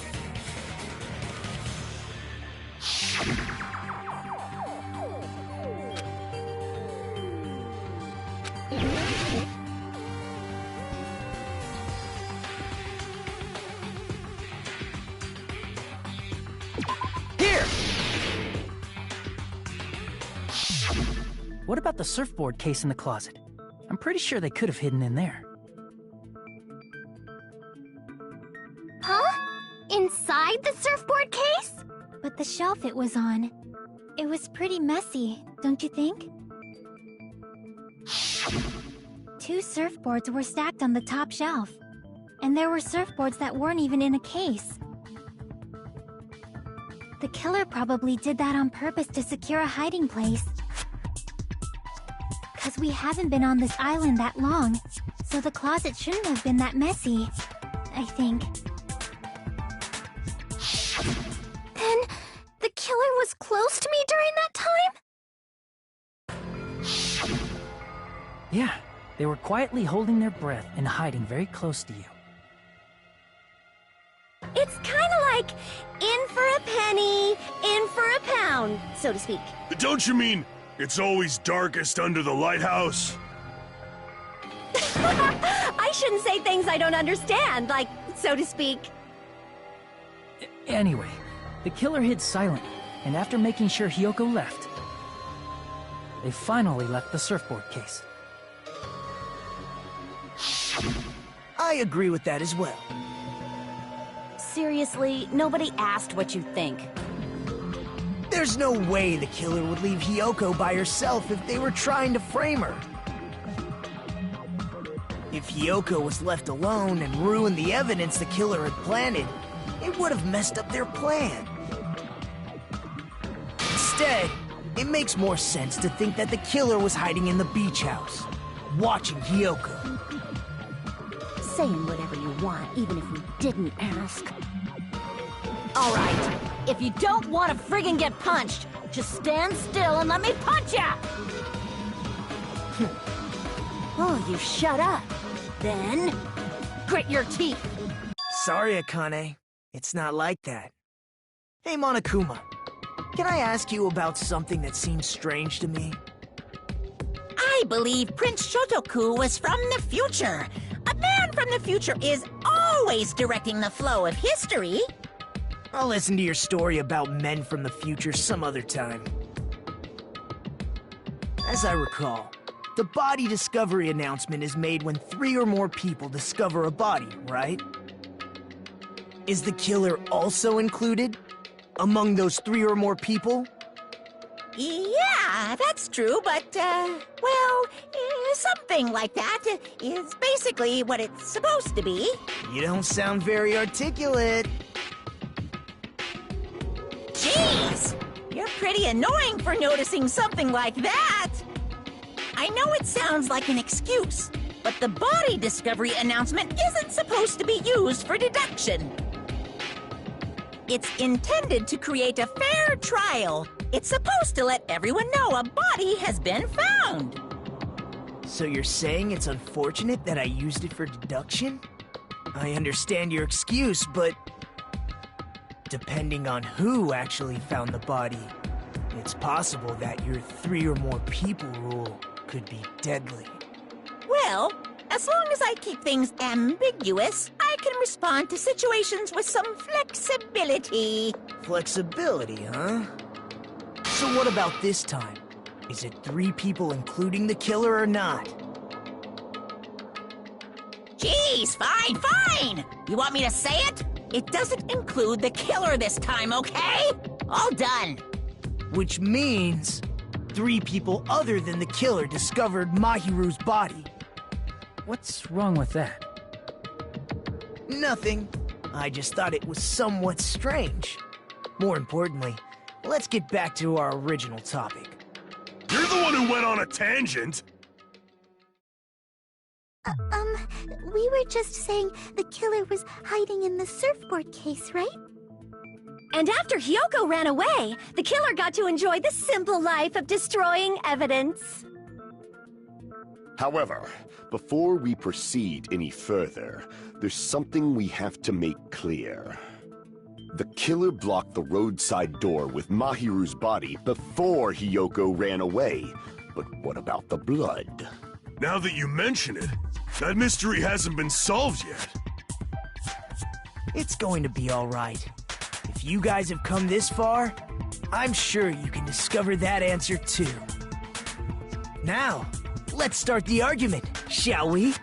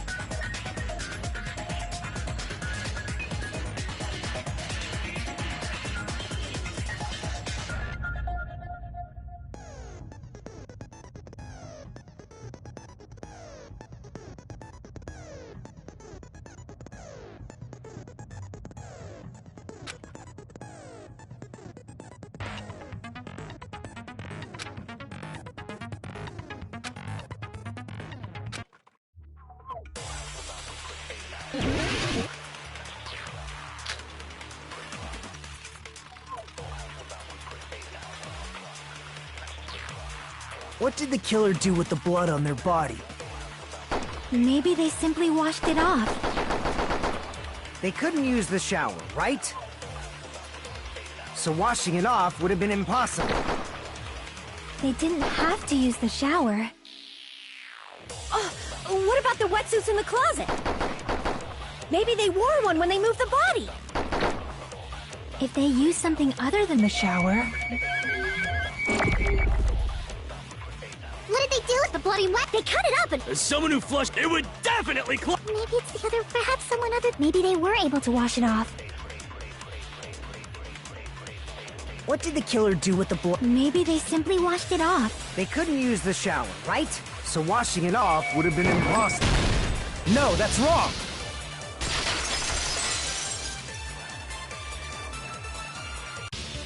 If they just needed to wash off the blood, they didn't necessarily have to use the shower. They could have just as easily used something else. Something other than the shower. Like what?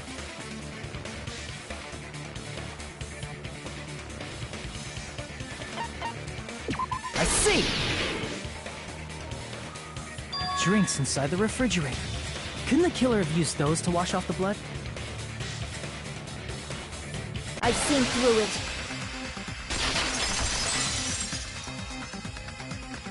In theory, then, that's impossible. Why? Try to remember the refrigerator carefully, and then you will understand that there's no possible way the drinks in the refrigerator were used.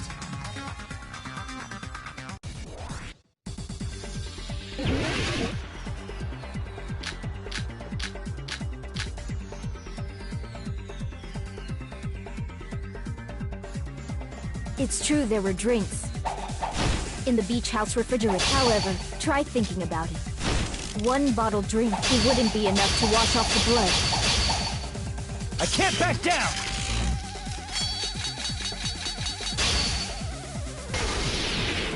We can't assume they used just one drink.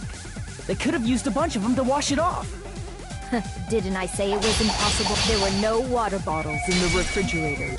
Allow me to cut through those words!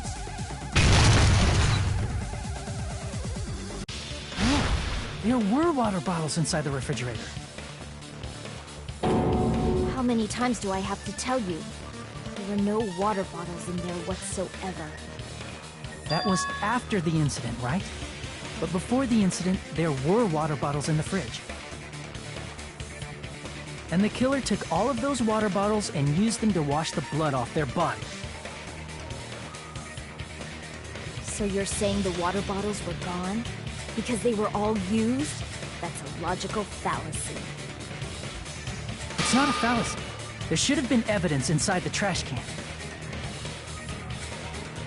Evidence like a lot of thrown away plastic water bottles. Isn't that right, Chiaki? Ah, you're right. These bottles look like they may have been filled with water. Well, now that you mention it, when I went to the beach house a few days ago, I feel like I drank one of those plastic water bottles. Huh? You should have said so sooner! Then, the plastic water bottles were used in place of a shower. Dousing your body with lots of water bottles is such a simple and easy to understand explanation.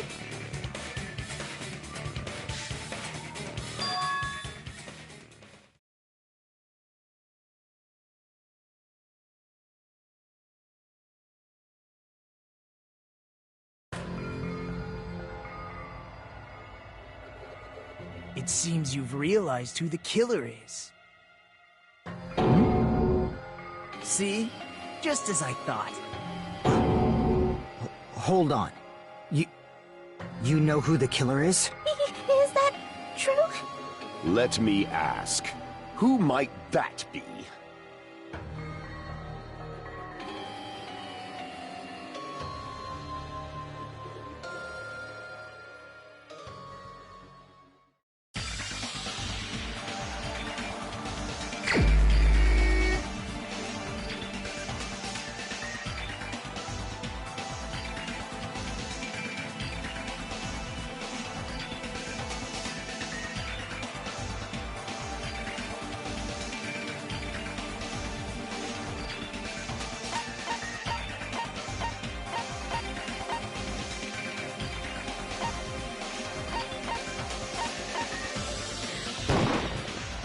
the only one!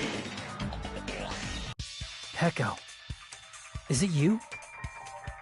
Hey! What are you being quiet for? They're accusing you of being the killer! Then I should ask you this. Why do you believe I'm the killer? I remember when we were all meeting up to go to the beach. Your appearance when you came to the diner.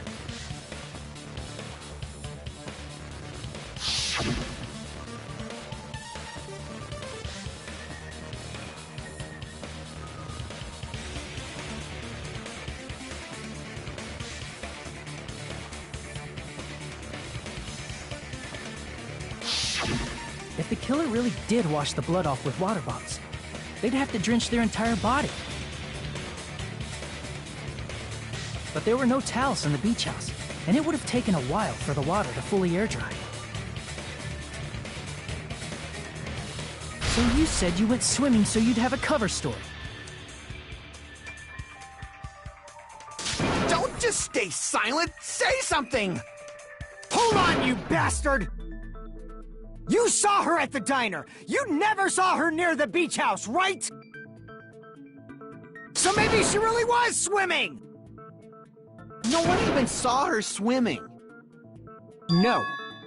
I saw her. Huh?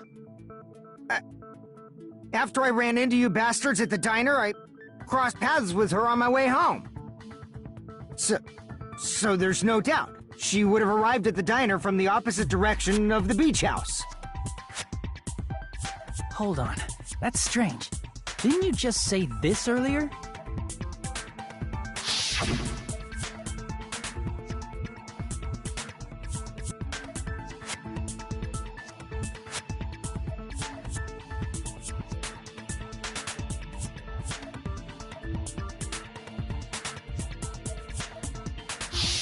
You told me you didn't see anyone. Don't try to tell me you forgot about that.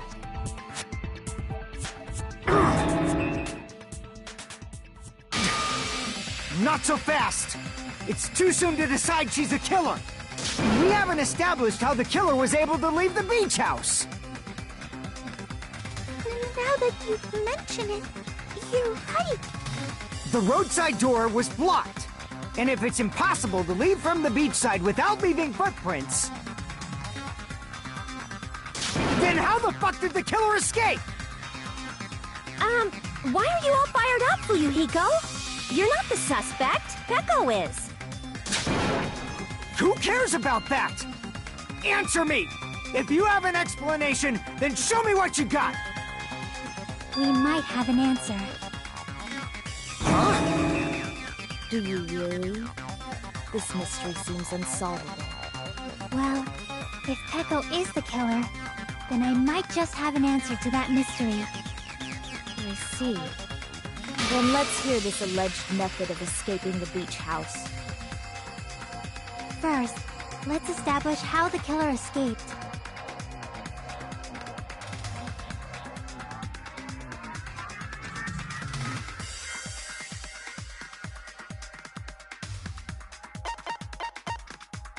I see!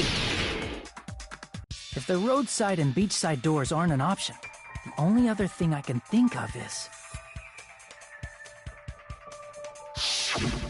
Well, nothing really. Except that small window in the shower room. Huh. Don't you know how high that window is? There's no way Peko could have reached it. But what if, for instance, she got help from someone? She might have reached it by riding someone's shoulders, but then that person would have been left behind. Is it possible an object was used? A rope, for instance? And what happened to the rope after they used it? And don't say something stupid like they threw it outside. Of course not! That would violate the school trip rule!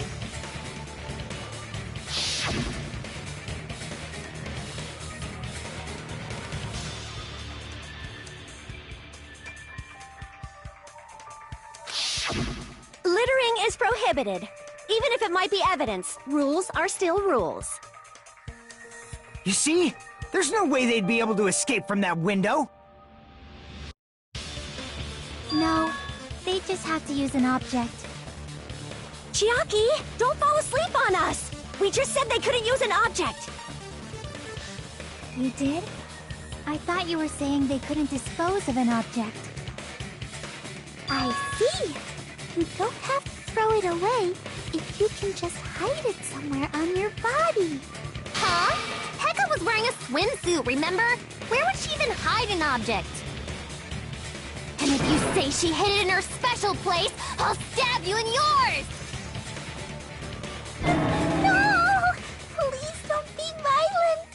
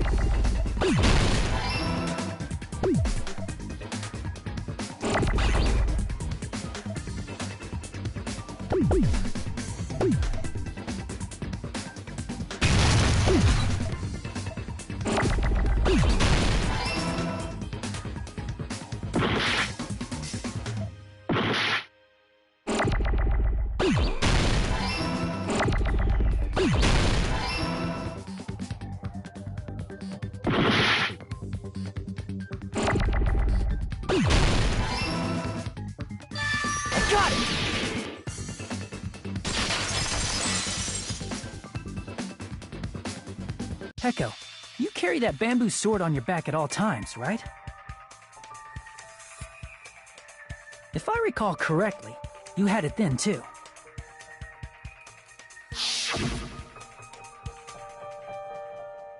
Despite the fact that you had a swimsuit on, you were still wearing your bamboo sword.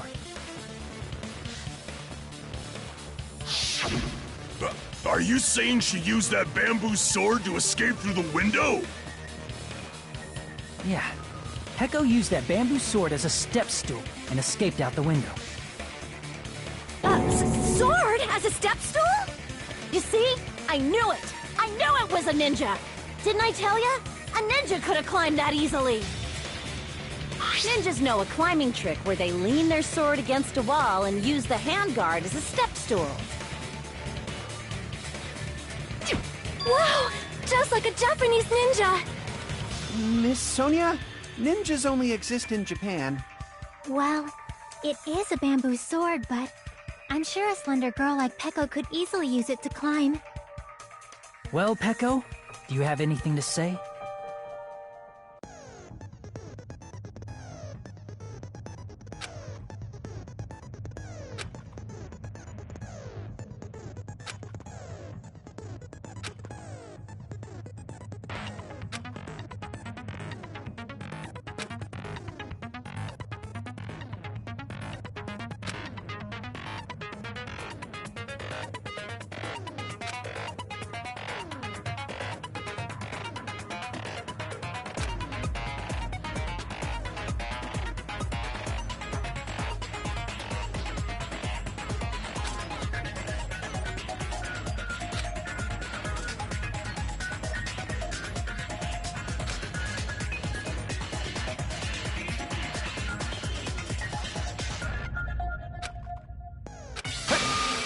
on a sec, you bastard!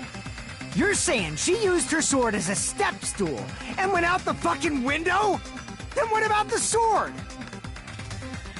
It would have been left in the shower room and she wouldn't have been able to recover it, dumbass! Fuyuhiko, why do you even care?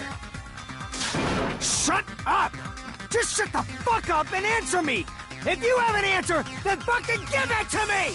If she used the bamboo sword as a step stool, it would have been left behind!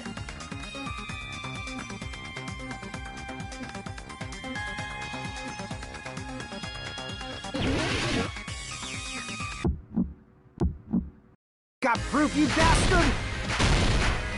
That's obviously impossible! Shut up! Shut up! Don't fuck with me! Got proof, you bastard? Shut up! Shut up! Don't fuck with me! Got proof, you bastard? That's obviously impossible! Bastard! Got proof, you bastard? I'll sell your fucking organs! You're pissing me off! You're pissing me off! Bastard! Shut up! Shut up! Got proof, you bastard? That's obviously impossible! Shut up! Shut up! If she used the bamboo sword as a step stool, it would have been left behind!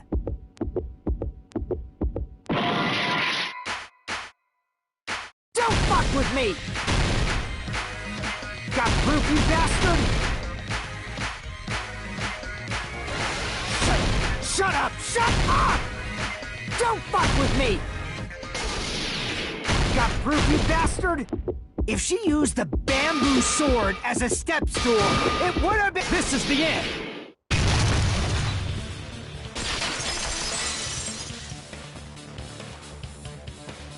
If she used her bamboo sword as a step stool, she could have recovered it with her sword back.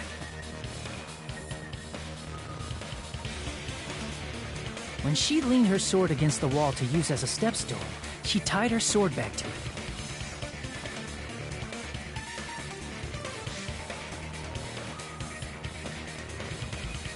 And after she climbed up to the window, as long as she hauled the bag up toward her, she would have been able to recover her bamboo sword.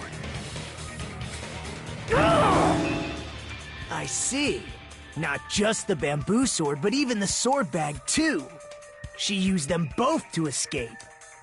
Akane said she's like a ninja, but it's nothing as silly as that. Simply put, only Peko could have performed this feat. An escape plan befitting of the ultimate swordswoman. Even so, how disappointing. If you'd only let me work with you, it would have been an even greater plan.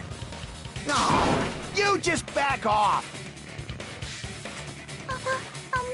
Is it true? Did you really kill Mahiru? Hold on! You're just making assumptions! You don't have any proof.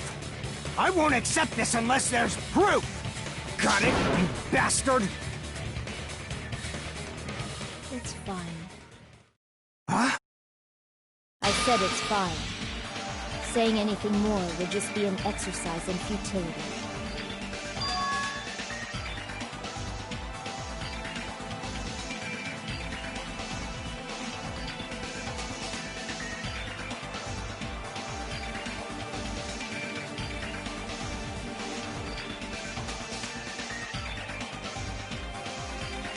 Among flowers, the cherry blossom. Among men, the samurai. I commend your decisiveness, at least. Very well. If you admit it, this ends now. Let's cast our votes. Agreed. Hurry up and vote. Hold on. Let me confirm one thing first. Can it wait until after the voting? This is important, and it relates to the voting. It's about Peko's motive. My motive? In the end, you had no connection to the events depicted in Twilight Syndrome murder case, right? Then, why did you kill Mahiru? So it's about that. Let's see. If I must answer that question, I must say it was for the sake of justice. Justice? In order to protect the justice of this world. I do not sully my hands to satisfy personal grudges. There is only one reason I kill. For the sake of protecting justice. What are you saying? Justice is what makes humans human. It's a virtue that human beings should be proud of.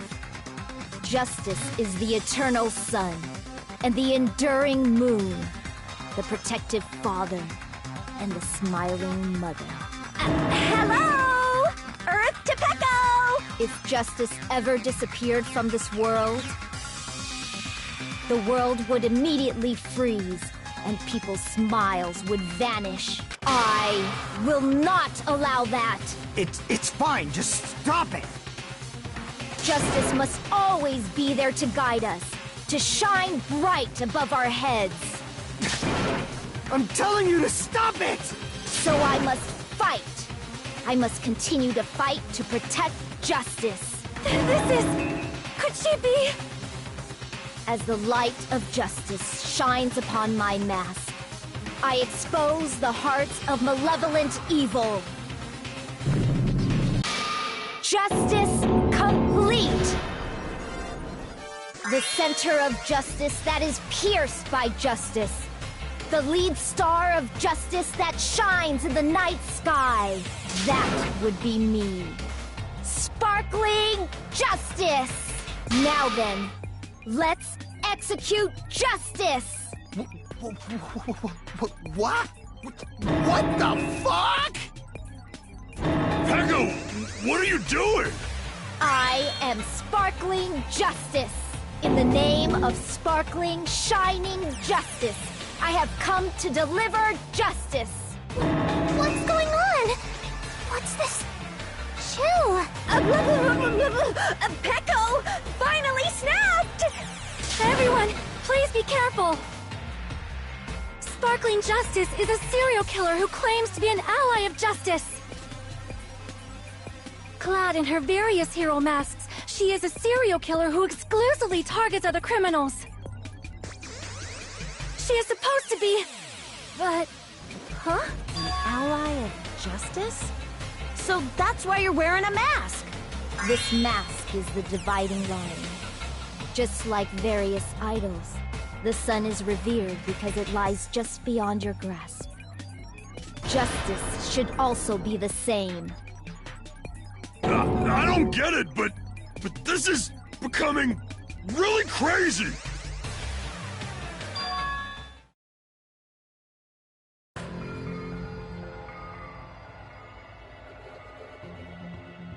This is turning out to be a surprising turn of events. Hey!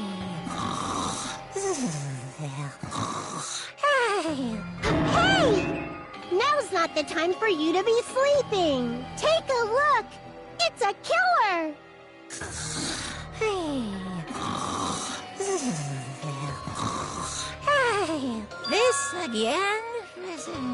Huh? Sleepwalking? So what's your answer to my previous question? Why did you kill Mahiru?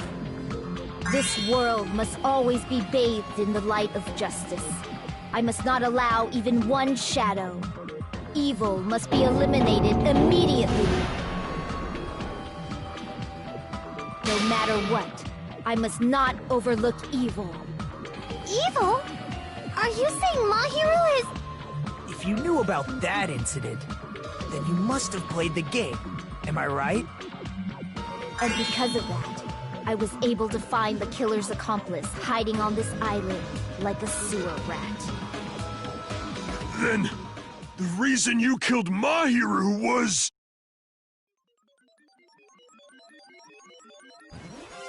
To protect justice, of course. In order to protect justice, I have become its merciless sword. And executed justice. Holy crap! She's such a stereotypical psychopath! She's so gross! Peko, is this your true identity? My true identity? I have already forgotten who I am. It just shows my determination. My determination to protect by throwing away what's most important. I'm willing to become anybody to shower this world with justice.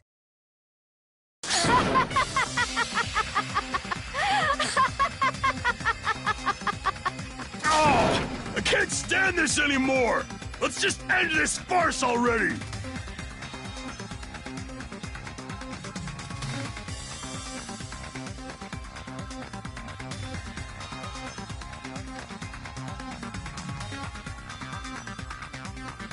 Let's go over this incident one more time and then let's end this.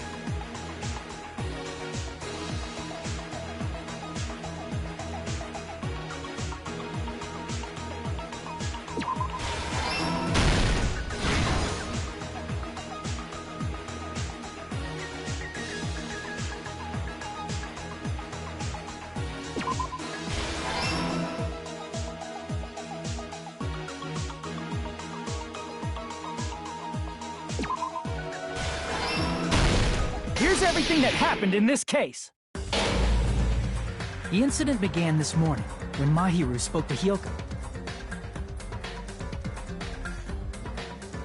Mahiru most likely played Twilight Syndrome Murder Case, the video game provided to us as the motive. She probably wanted to discuss it with someone else who also appeared in the game as a character. Hyoko accepted Mahiru's invitation, and they promised to have a more detailed conversation about it later.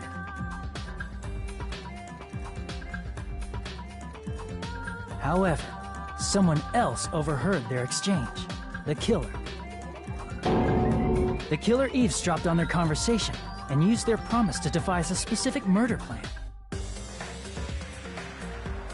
By preparing a specific item, they planned to manipulate the two's actions.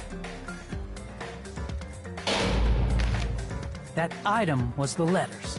They sent fake letters to both Mahiru and Hyoko. The letter Mahiru received told her to come to the beach house at 2:30 p.m. And the letter Hyoko received told her to come to the beach house at exactly 2 p.m. By providing different times, the killer was able to lure them to the beach house separately.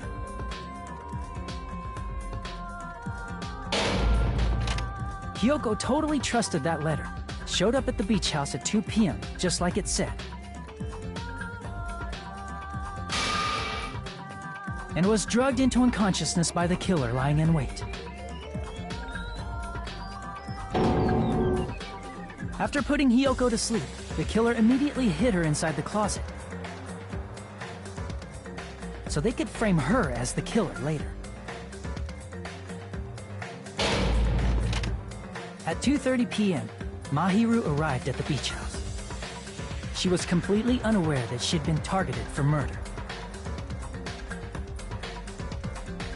Approaching her from behind, the killer struck the defenseless Mahiru with a specific weapon. The metal bat that was left at the scene of the crime.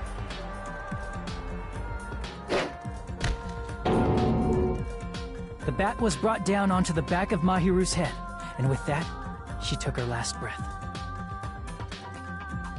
According to Mikan's autopsy, Mahiru died instantly, so she probably never knew who killed her. With that, the killer achieved their goal of killing Mahiru and began to tamper with the crime scene.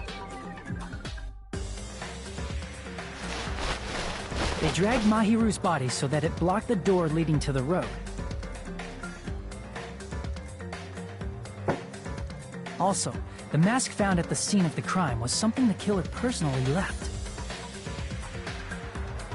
I'm not really sure why. My guess is it's something similar to a calling card. That's how the crime scene we discovered was created.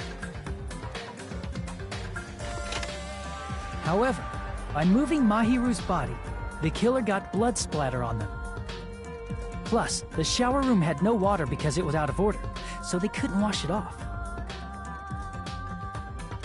But the killer expected something like that to happen. Instead of the shower, the killer used something else to wash the blood off their body. They used plastic water bottles that were inside the beach house refrigerator. We can assume they carried the bottles to the shower room before the sequence of events had happened. In place of showering, they washed the blood off their body with water bottles instead. However, they had no choice but to dispose of the empty bottles in the beach house's trash can. Littering is against the rules, and it would have taken too much time to throw them away somewhere else. After the killer washed off the blood, they hid in a specific spot inside the closet Hyoko was in. The killer hid inside the surfboard case that they had already emptied beforehand.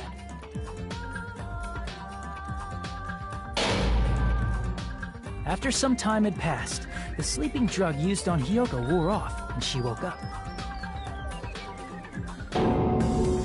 I can imagine how badly Hiyoko must have panicked when she came out of the closet.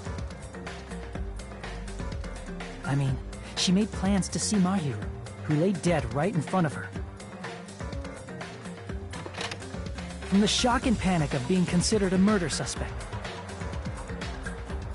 Hiyoko fled from the beach house. Because of that, she left footprints in the sand.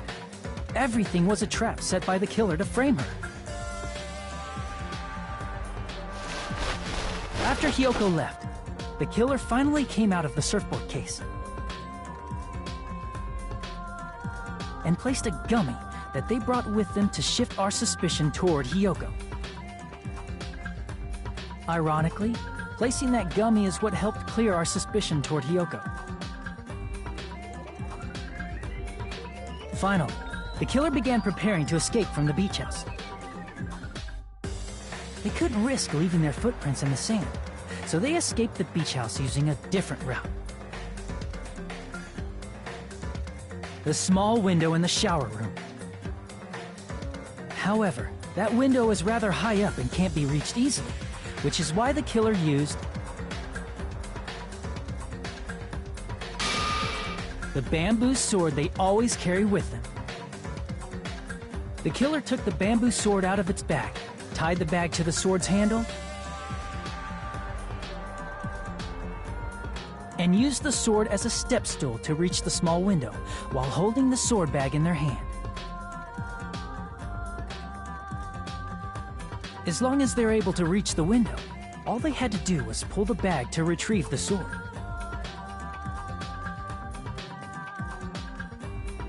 And so the killer left the beach house and appeared before us as if nothing had happened. But their wet hair and swimsuit didn't dry right away. There also weren't any towels at the beach house. So when the killer met up with us, they said they had been swimming for a while as an excuse. So how about it? This is the truth behind the incident you caused. Isn't that right, Peko Pekoyama?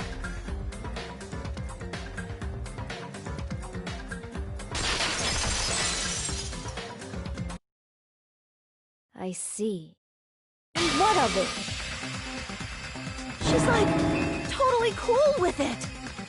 I haven't done anything to be ashamed of. What are you saying?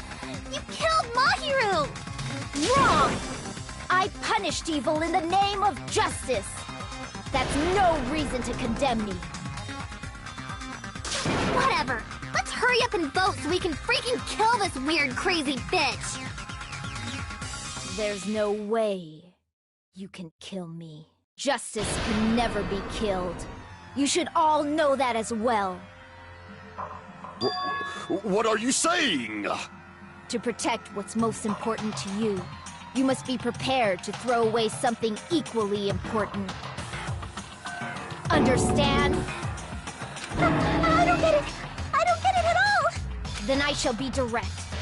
Justice must carry on. In order to keep justice, to keep me alive, you all must give up your lives. Are you serious? It's not serious. It's justice. If I fall here, who will combat the evils of this world? Now, follow your hearts of justice that reside within you all, and save my life to protect justice. Hurry and carry on justice. Give me a break! Who's gonna die for you? If we let Peko go, we're all gonna get killed! For the sake of grand justice, a few sacrifices are unavoidable. A few sacrifices? That's... Don't worry. The justice that you give your life to protect will never go to waste. I can't stand her anymore! Let's vote already and execute her! However, before we do that... Onokuma, the vote! Hurry up and let us vote already! I'm awake! Ah! He finally woke up! I've heard your story! Well, I wasn't listening, but who cares? Now then, please pull the lever in front of you and cast your vote. Who will be chosen as the blackened? Will you make the right choice or the dreadfully wrong one?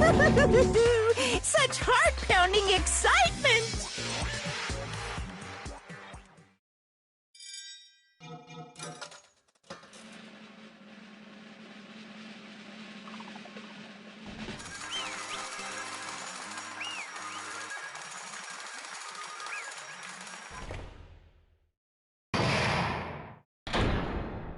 Pardon me, can we please have a little more time?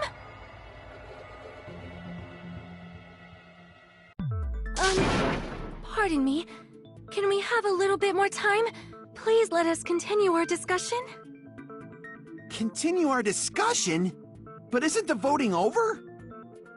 Yes, but I cannot help but feel strange. Something about this is definitely strange. Strange? What do you mean? There's no doubt that Pecco is the killer. That is true. However... As a serial killer enthusiast, you're wondering if Pecco is really sparkling justice, am I right? Hey, Miss Sonia isn't a serial killer enthusiast. She just has a little more passion about them than most. That makes her an enthusiast! Honestly, it felt strange to me too. I mean, there's a distinct difference between what we know about sparkling justice and Pecco, right? Distinct difference? You know, Sonia described sparkling justice like this. Justice complete! The center of justice that is pierced by justice! The lead star of justice that shines in the night sky! That would be me! Sparkling justice!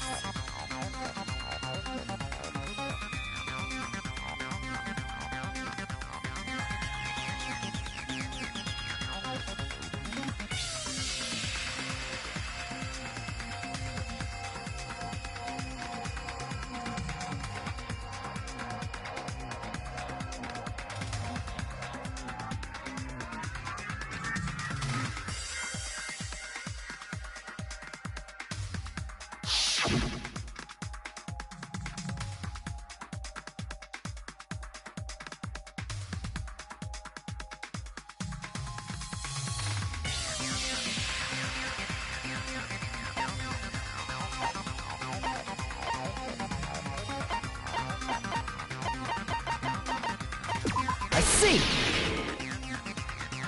That's right. According to what Sonia said... The article was written in their native language, so I tried to translate it. If she had it translated, that means it wasn't written in English, right? Huh? Yes, the magazine I read was written in Spanish. So, Sparkling Justice's catchphrase was no doubt written in Spanish as well. Which means the journalist and Sparkling Justice are both... From Spain? What?!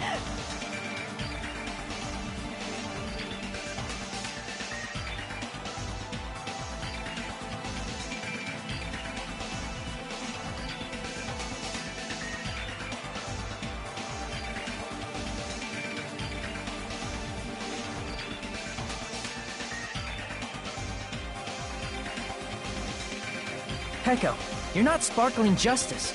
There's no way that's possible. Or, if you insist that you're sparkling justice, can you try saying that catchphrase in Spanish?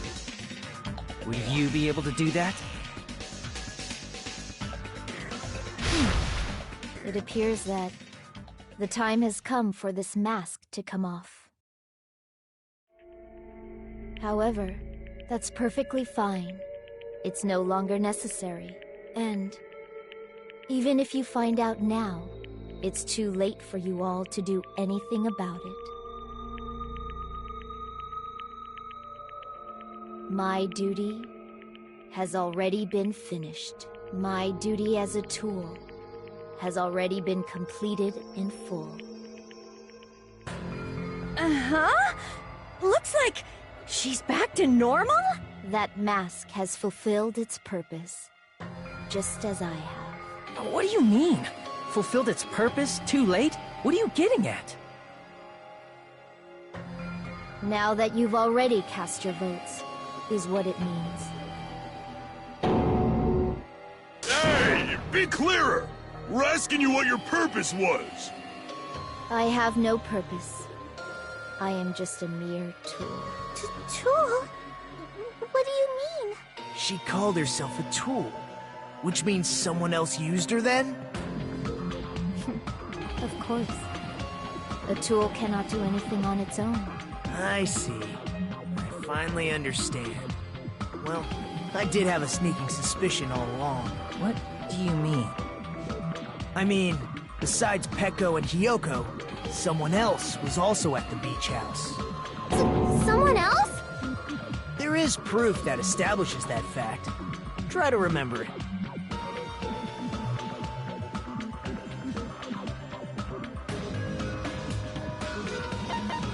I see! Are you talking about the body discovery announcement? Yep, that's right. I mean, didn't Monokuma say so earlier?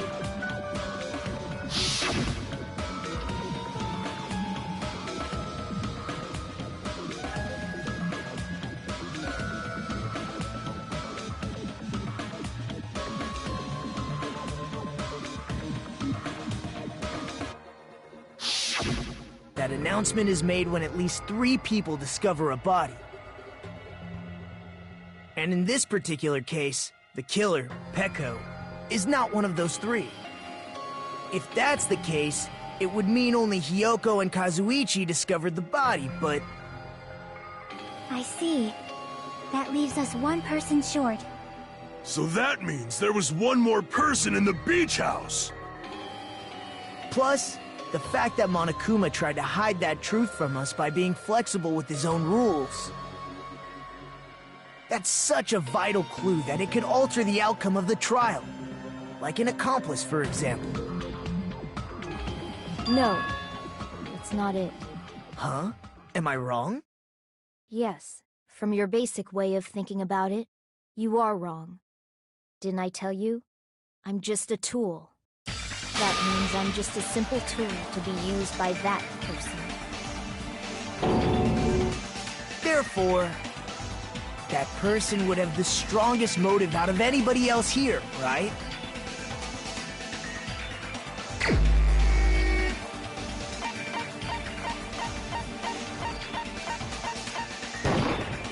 You're the only one! Is it Fuyuhiko? I see. Now I finally see the connection. The connection between the motive and the incident. But even if it's the motive, it's just a game, right? There's no reason to believe it's even true. Would you call a game like that a strong motive?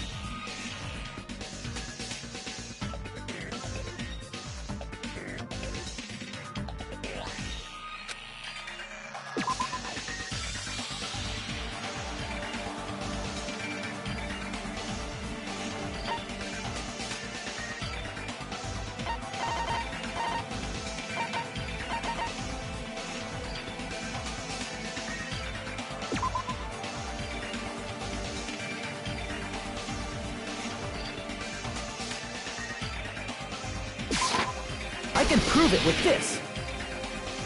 I didn't think it was necessary to confirm it if it didn't have anything to do with Mahiru's murder, but... There's no doubt that game is based on actual events. That much is clear if you saw the ending prize. The photos awarded for beating the game are not actual in-game screenshots. They're all actual photos, with the surrounding scenery cropped out.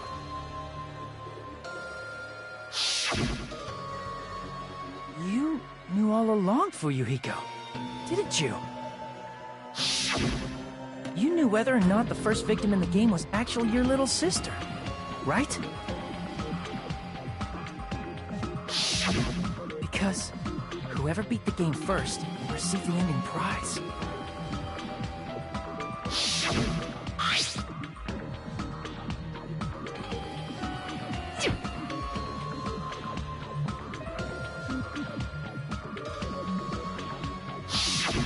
It was the envelope, right? The person who received the ending prize. It was you, wasn't it? If you were shown a photograph of your sister's dead body, you'd have no choice but to believe it. Even so, you wanted to deny the truth. That's why you sent those photos to Mahiru to confirm it. Hey! Why are we talking about Fuyuhiko? Who cares? 'Cause Peko is the killer, right?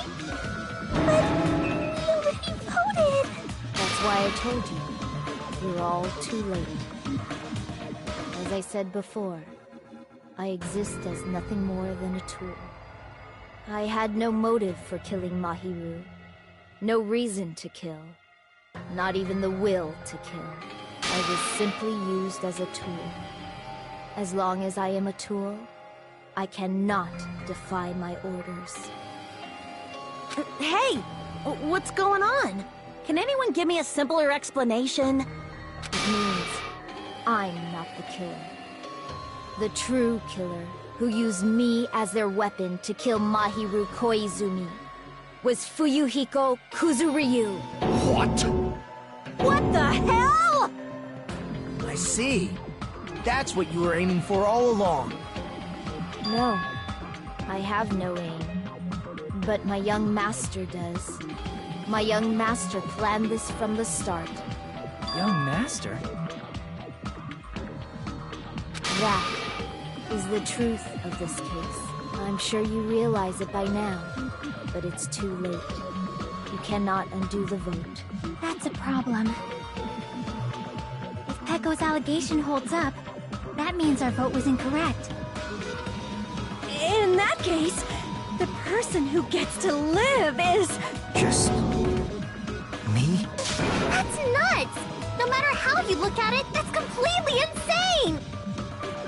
How would Peko be a tool in the first place? Peko is a legitimate human being! That's not for you to decide. It's for Monokuma. The votes have been cast. All we can do now is wait and see what Monokuma decides. What the hell?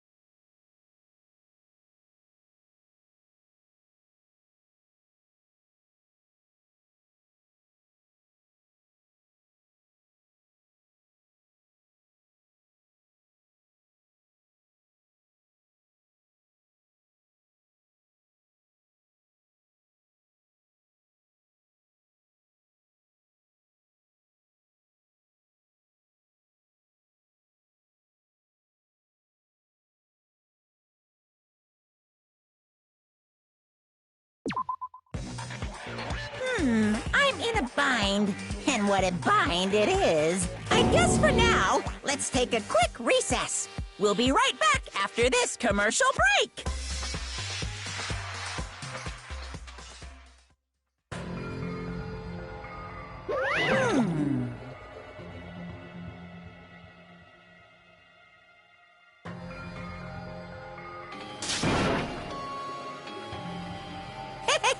Sorry.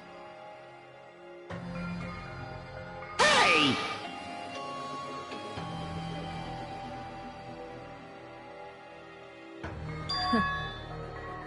Hey, hey!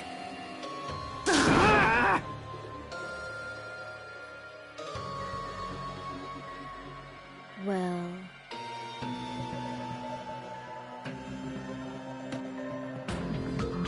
You just don't know.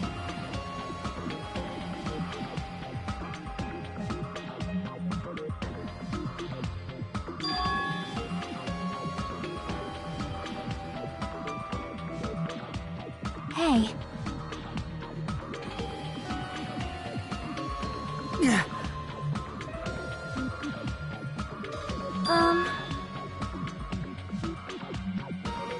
No.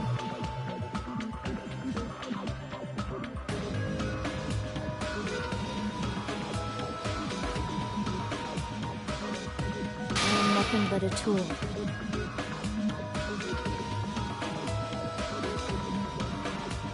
What?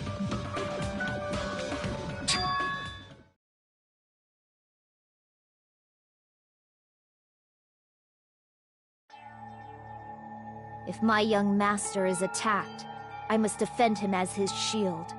If he intends to kill, I must be his sword. That is my only reason for living. Before I am human, I am my young master's tool, first and foremost. Until this body of mine can no longer move, I shall fulfill my duty until the very end.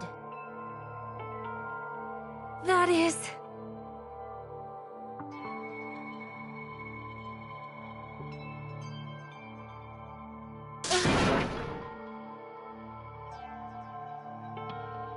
Nothing. Huh?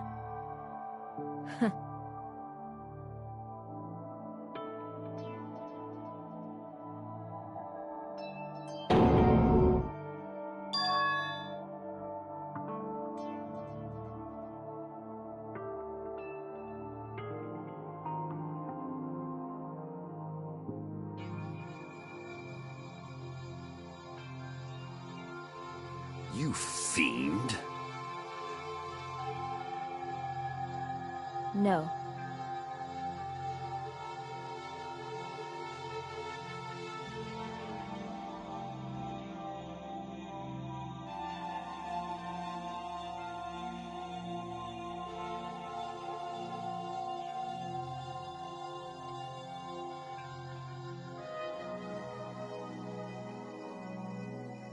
I am nothing but a tool.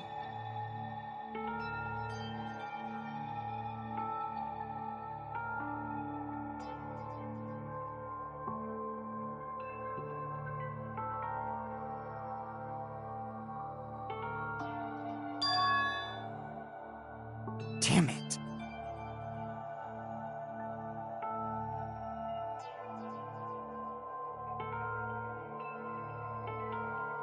Damn it!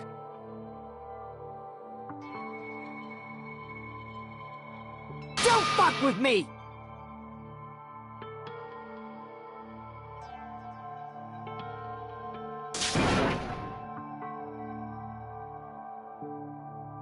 You...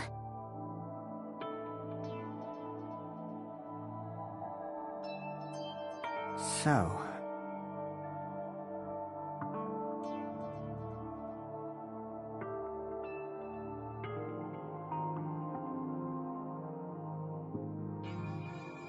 But...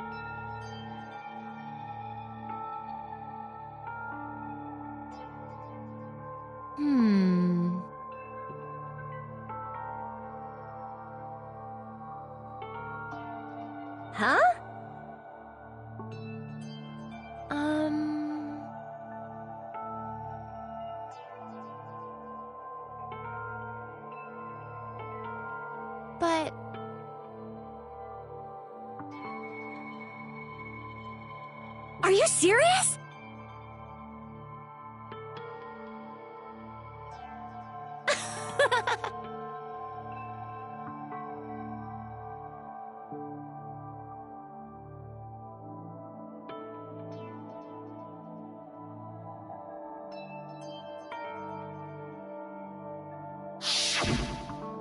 Oh.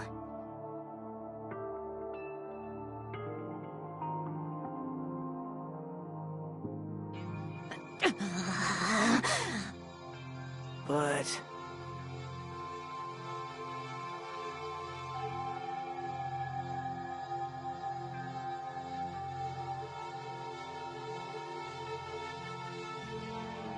Hey.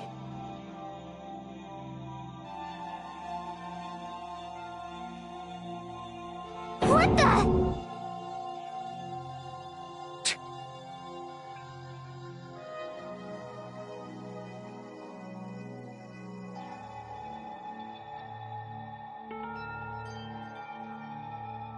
Damn it!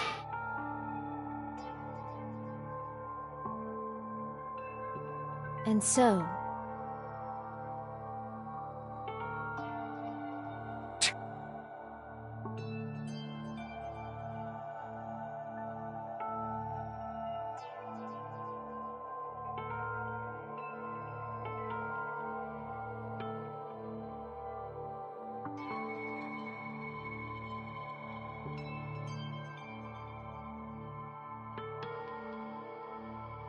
That is...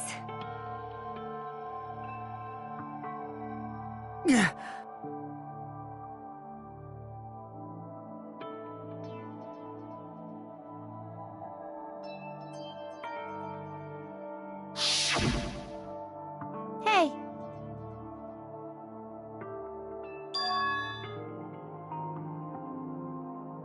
Why, you... but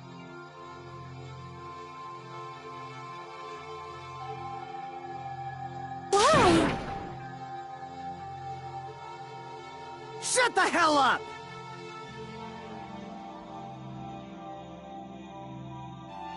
What are you saying?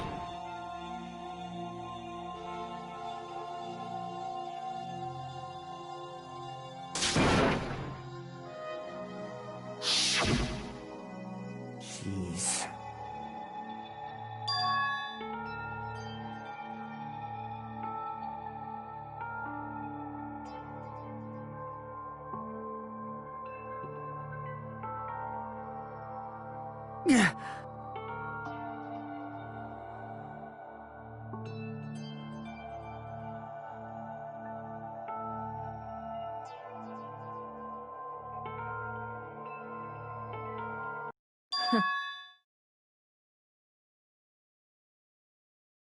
Huh? young master, I am finished. What?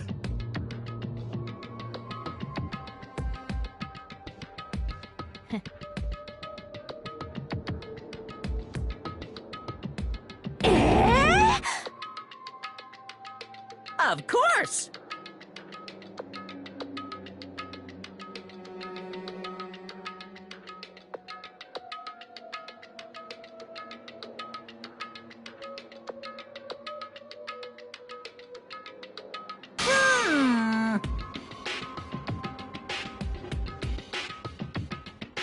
Be quiet.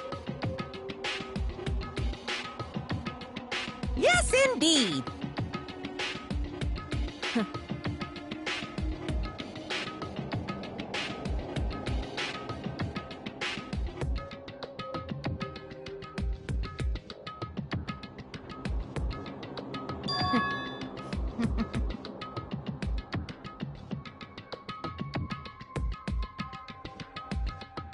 It cannot be.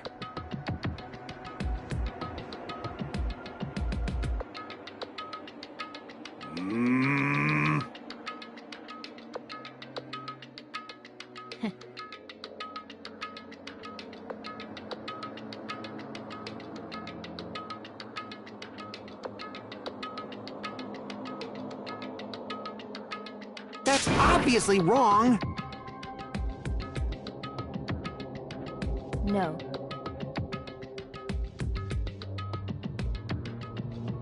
This is troubling!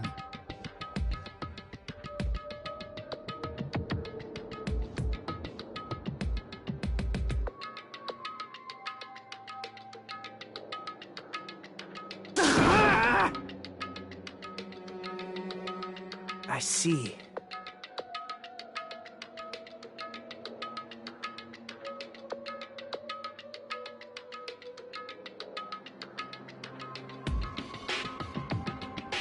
Great!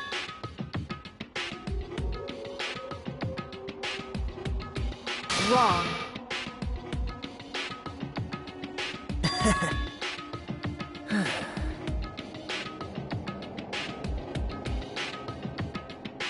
Now then.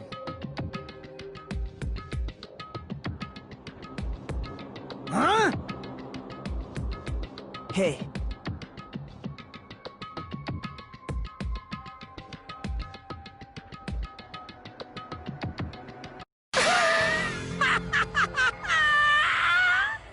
What?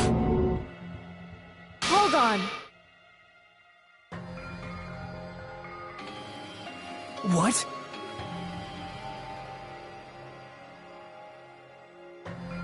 Jeez.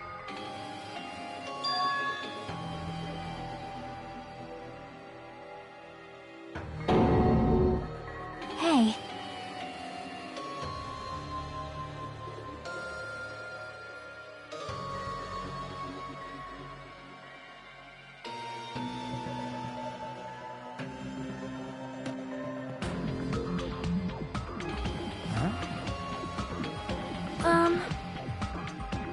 Yeah. Huh? Yeah. Young master.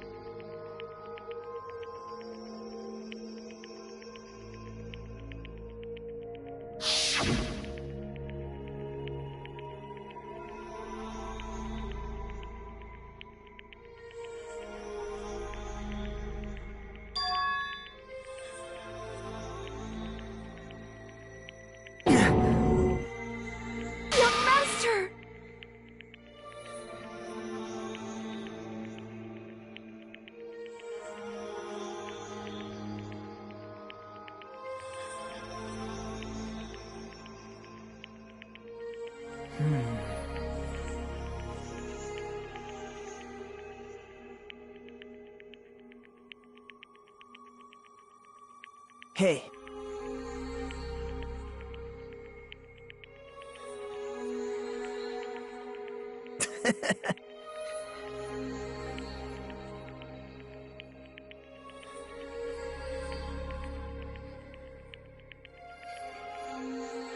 Damn it! Young master, I am finished. You? What the hell did you do? You already know, right? What's going to happen after you kill someone? I did it because I know. There is no way I can let that happen to you. Hey, Pekka. Do you remember what I told you when we first arrived on this island?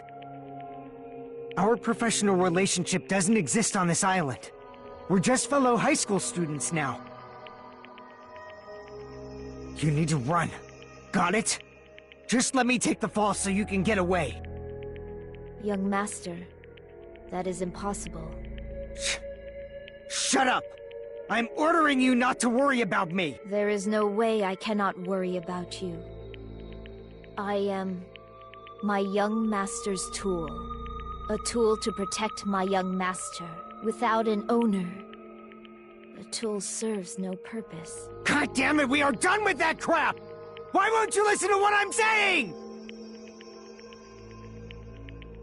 Regardless, I will not flee.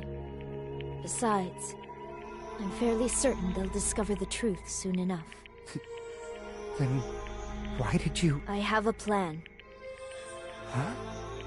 A plan? Please do not worry. I promise I will keep my young master alive and return him safely home. You idiot. What do you intend to do? I intend to fulfill my duty as your tool. Now please, go! Hiyoko will be waking up soon. After you leave, I must block the door to the road with Mahiru's body. Hurry! Damn it. You better run away. Got it? Just forget about me! Forget about the Kuzuryu clan! You better escape!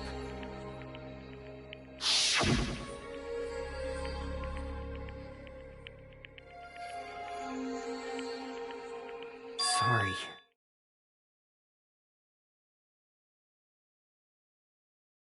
Young master! I'm a disgrace.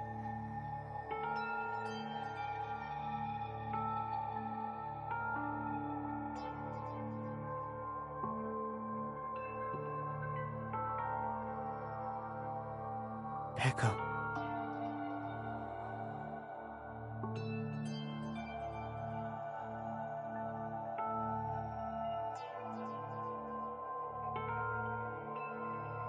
Young master! Uh-oh! Too bad!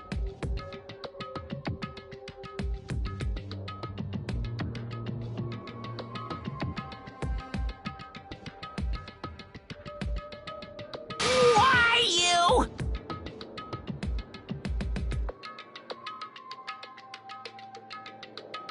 Hey.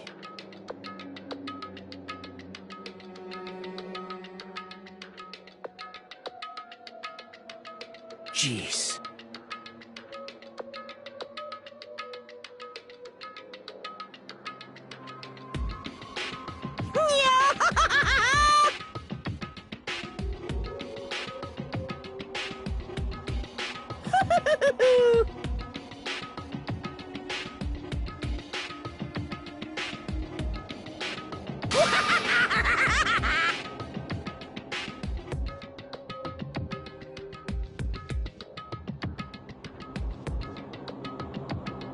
Sorry.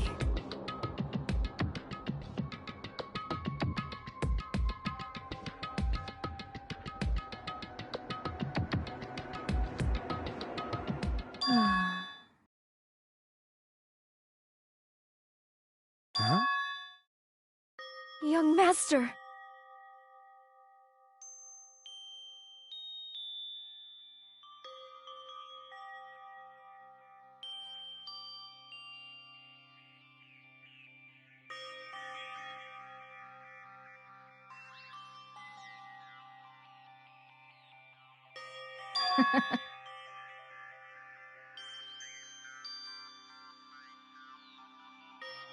What? Even so, I wanted you to escape. Peko. I am terribly sorry.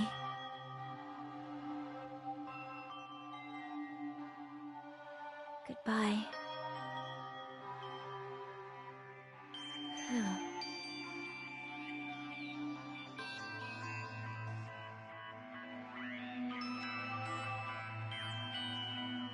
And please do not cause a senseless killing such as this ever again.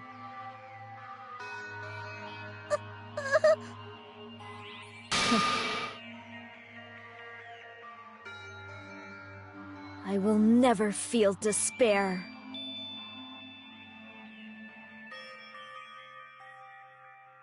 So cool!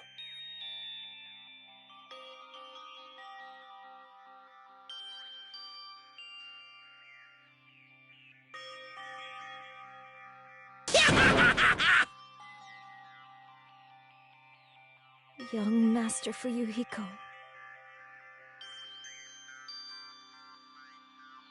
So, I want you to remember.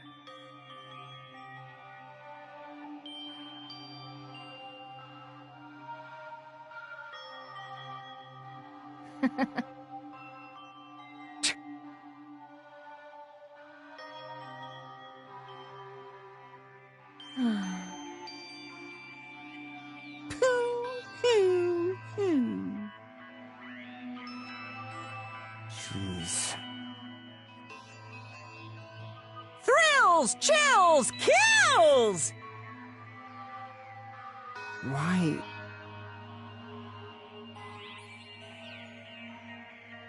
Now then, I prepared a very special punishment! I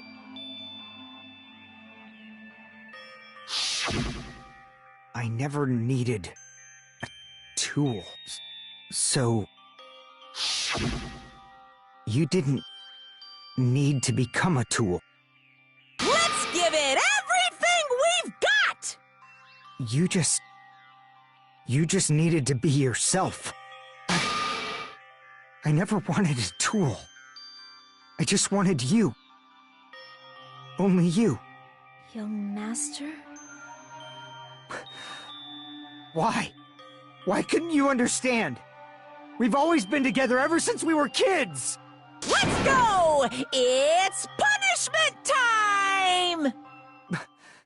Please, Echo. Don't go! I need you! Don't leave me! Young Master? Young Master!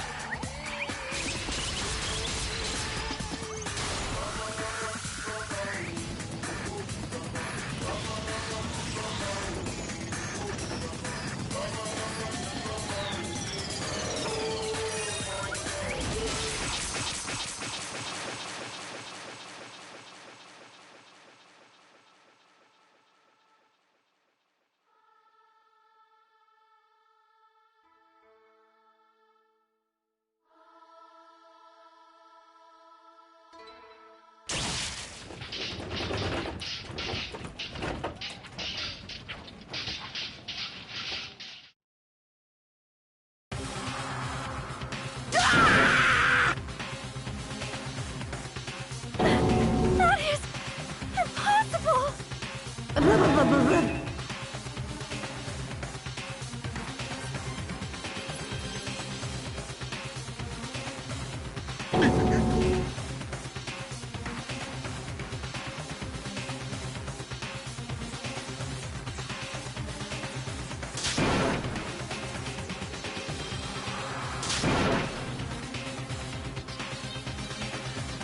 Such a waste.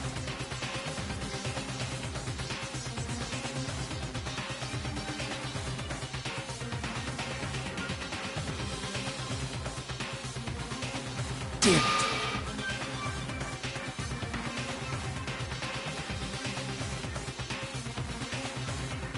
Oh.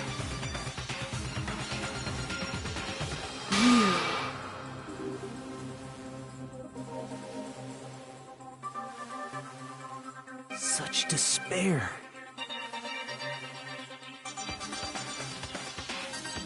Isn't that right?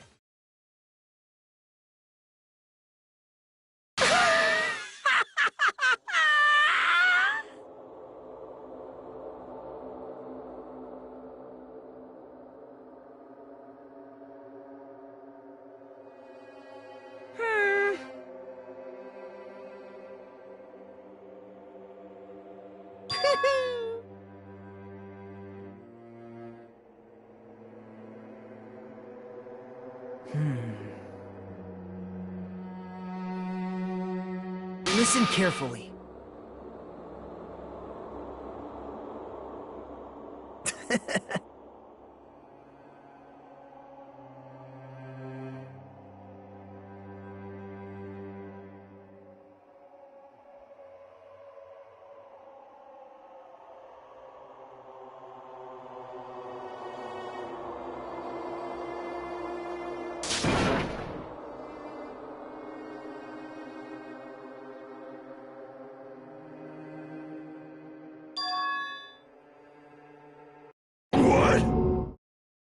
Everyone! You serious?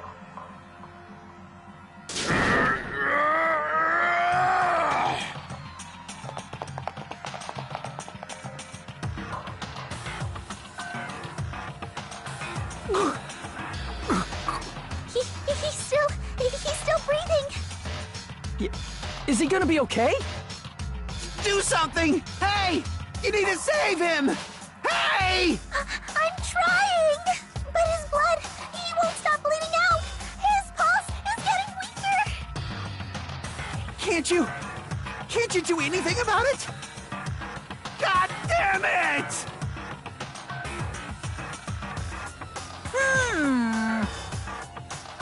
You're so stupid!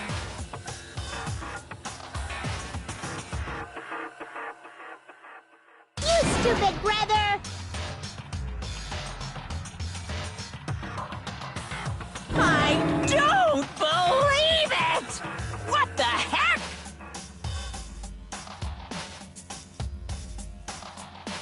That's wrong! Huh? Hey! Hey!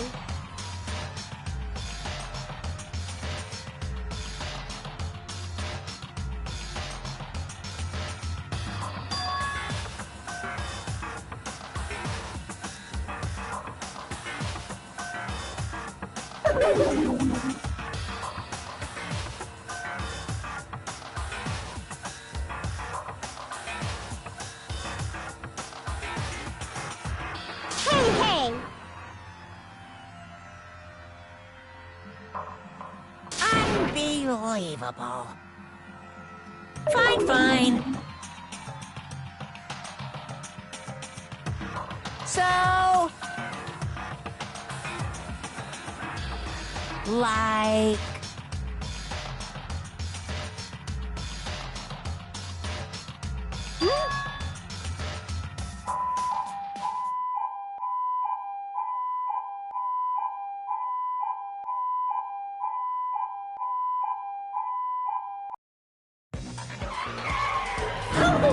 An ambulance? Just leave the rest to me, Dr. Killgood! Dr. Killgood, you've already killed your patients! We gotta get this patient to the Monokuma Hospital ER and get him under 24-hour observation stat! So, I'll see you later!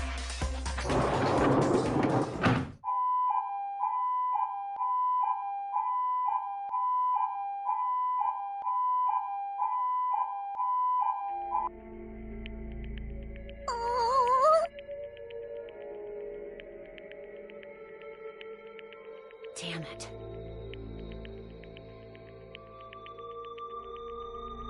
Perhaps.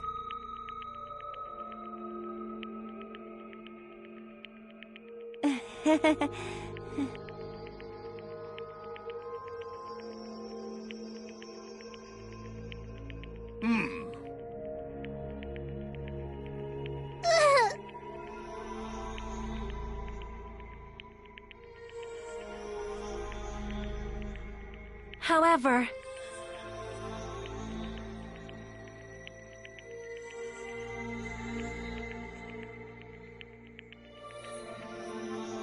Fall, my tears.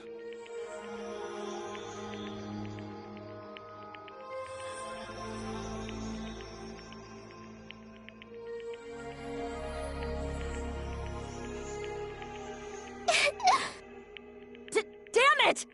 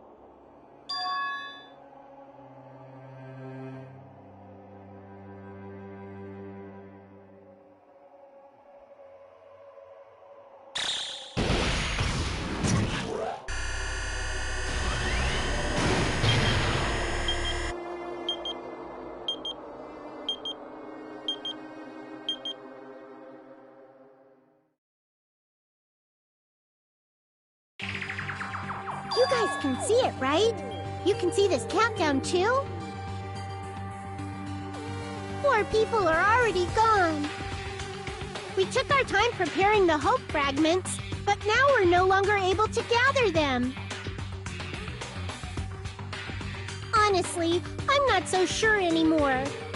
Whether it's better if we let them leave this island, or if we shouldn't let them escape. For those kids, which option is hope and which is despair? But I guess there's no time to hesitate. If this countdown reaches 0, that guy will probably take over our plan's final stage as well. What lies beyond that is the foul resurrection of the ultimate despair. And the continuation of the biggest, most awful, most tragic event in human history. That cannot be allowed. We must prevent that by any means necessary.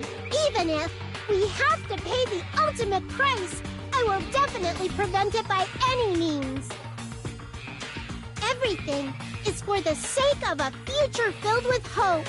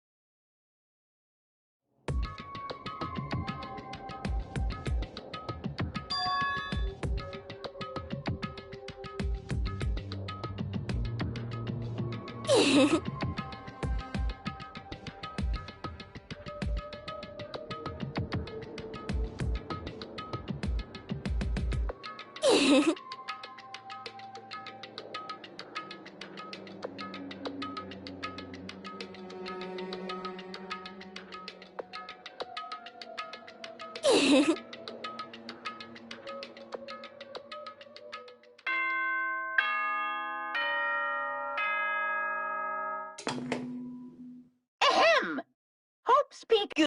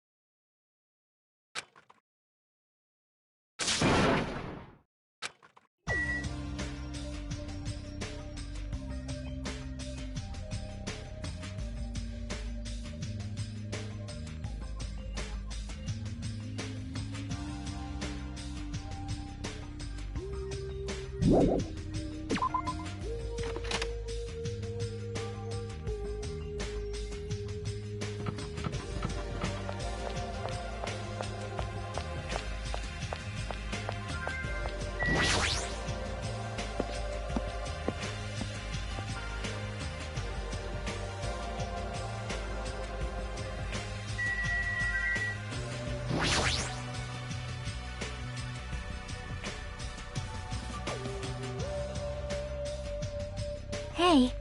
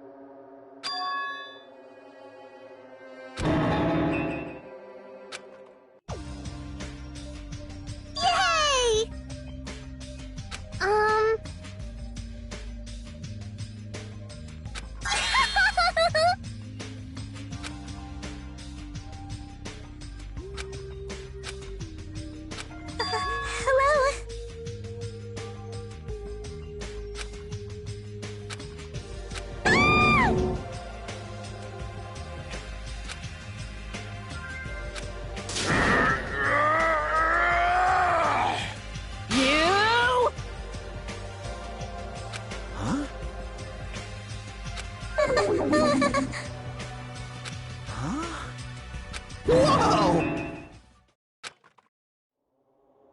Hey! Damn it.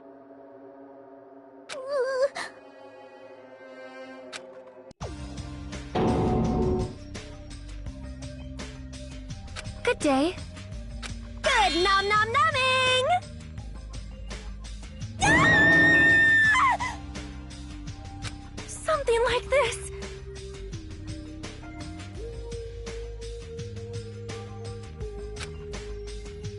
Hey!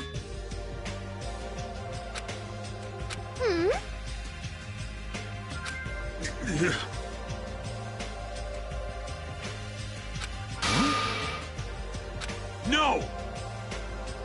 Fool! Hold it.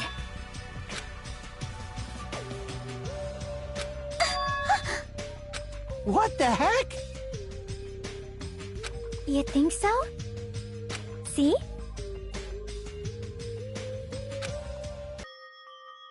Perhaps...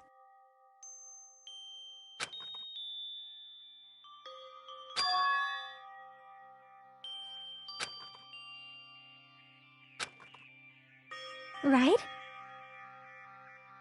I see. You...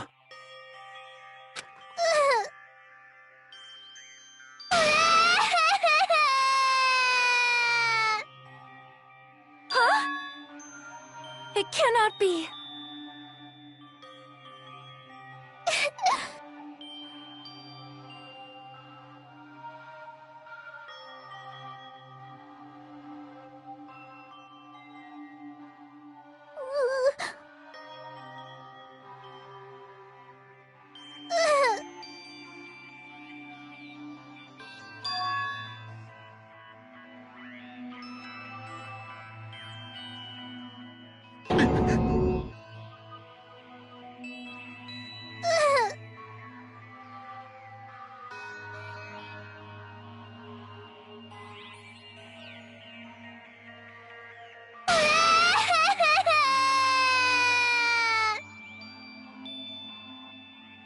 I am sorry.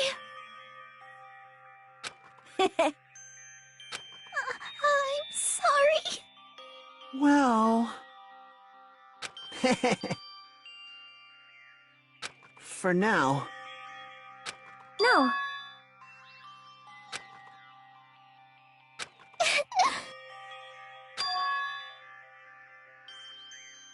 Impossible! You. I got it! Oh my! I see, I see. Meow!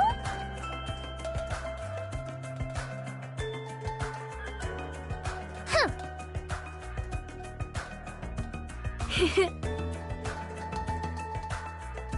That's not it!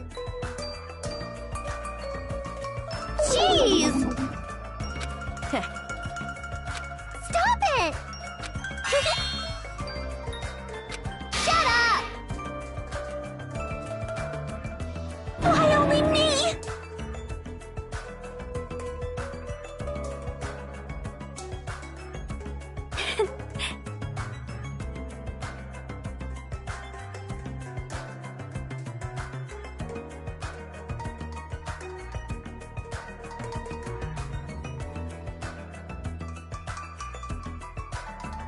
Well...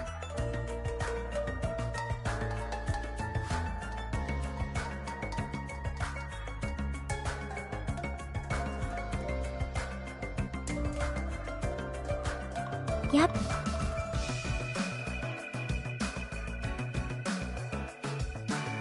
This body is uncooperative. What?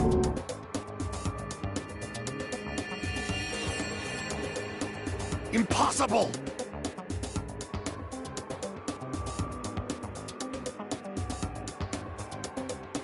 You're the worst.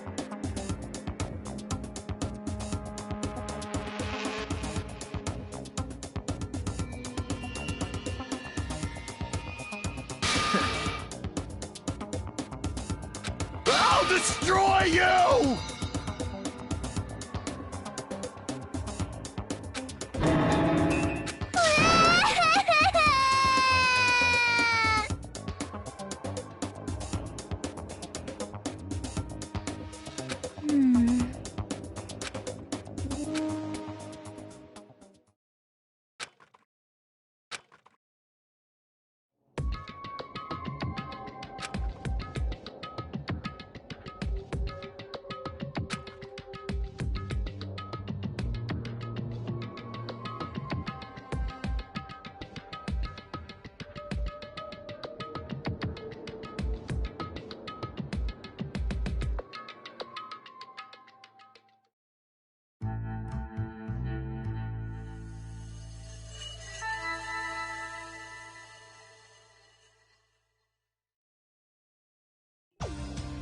Heh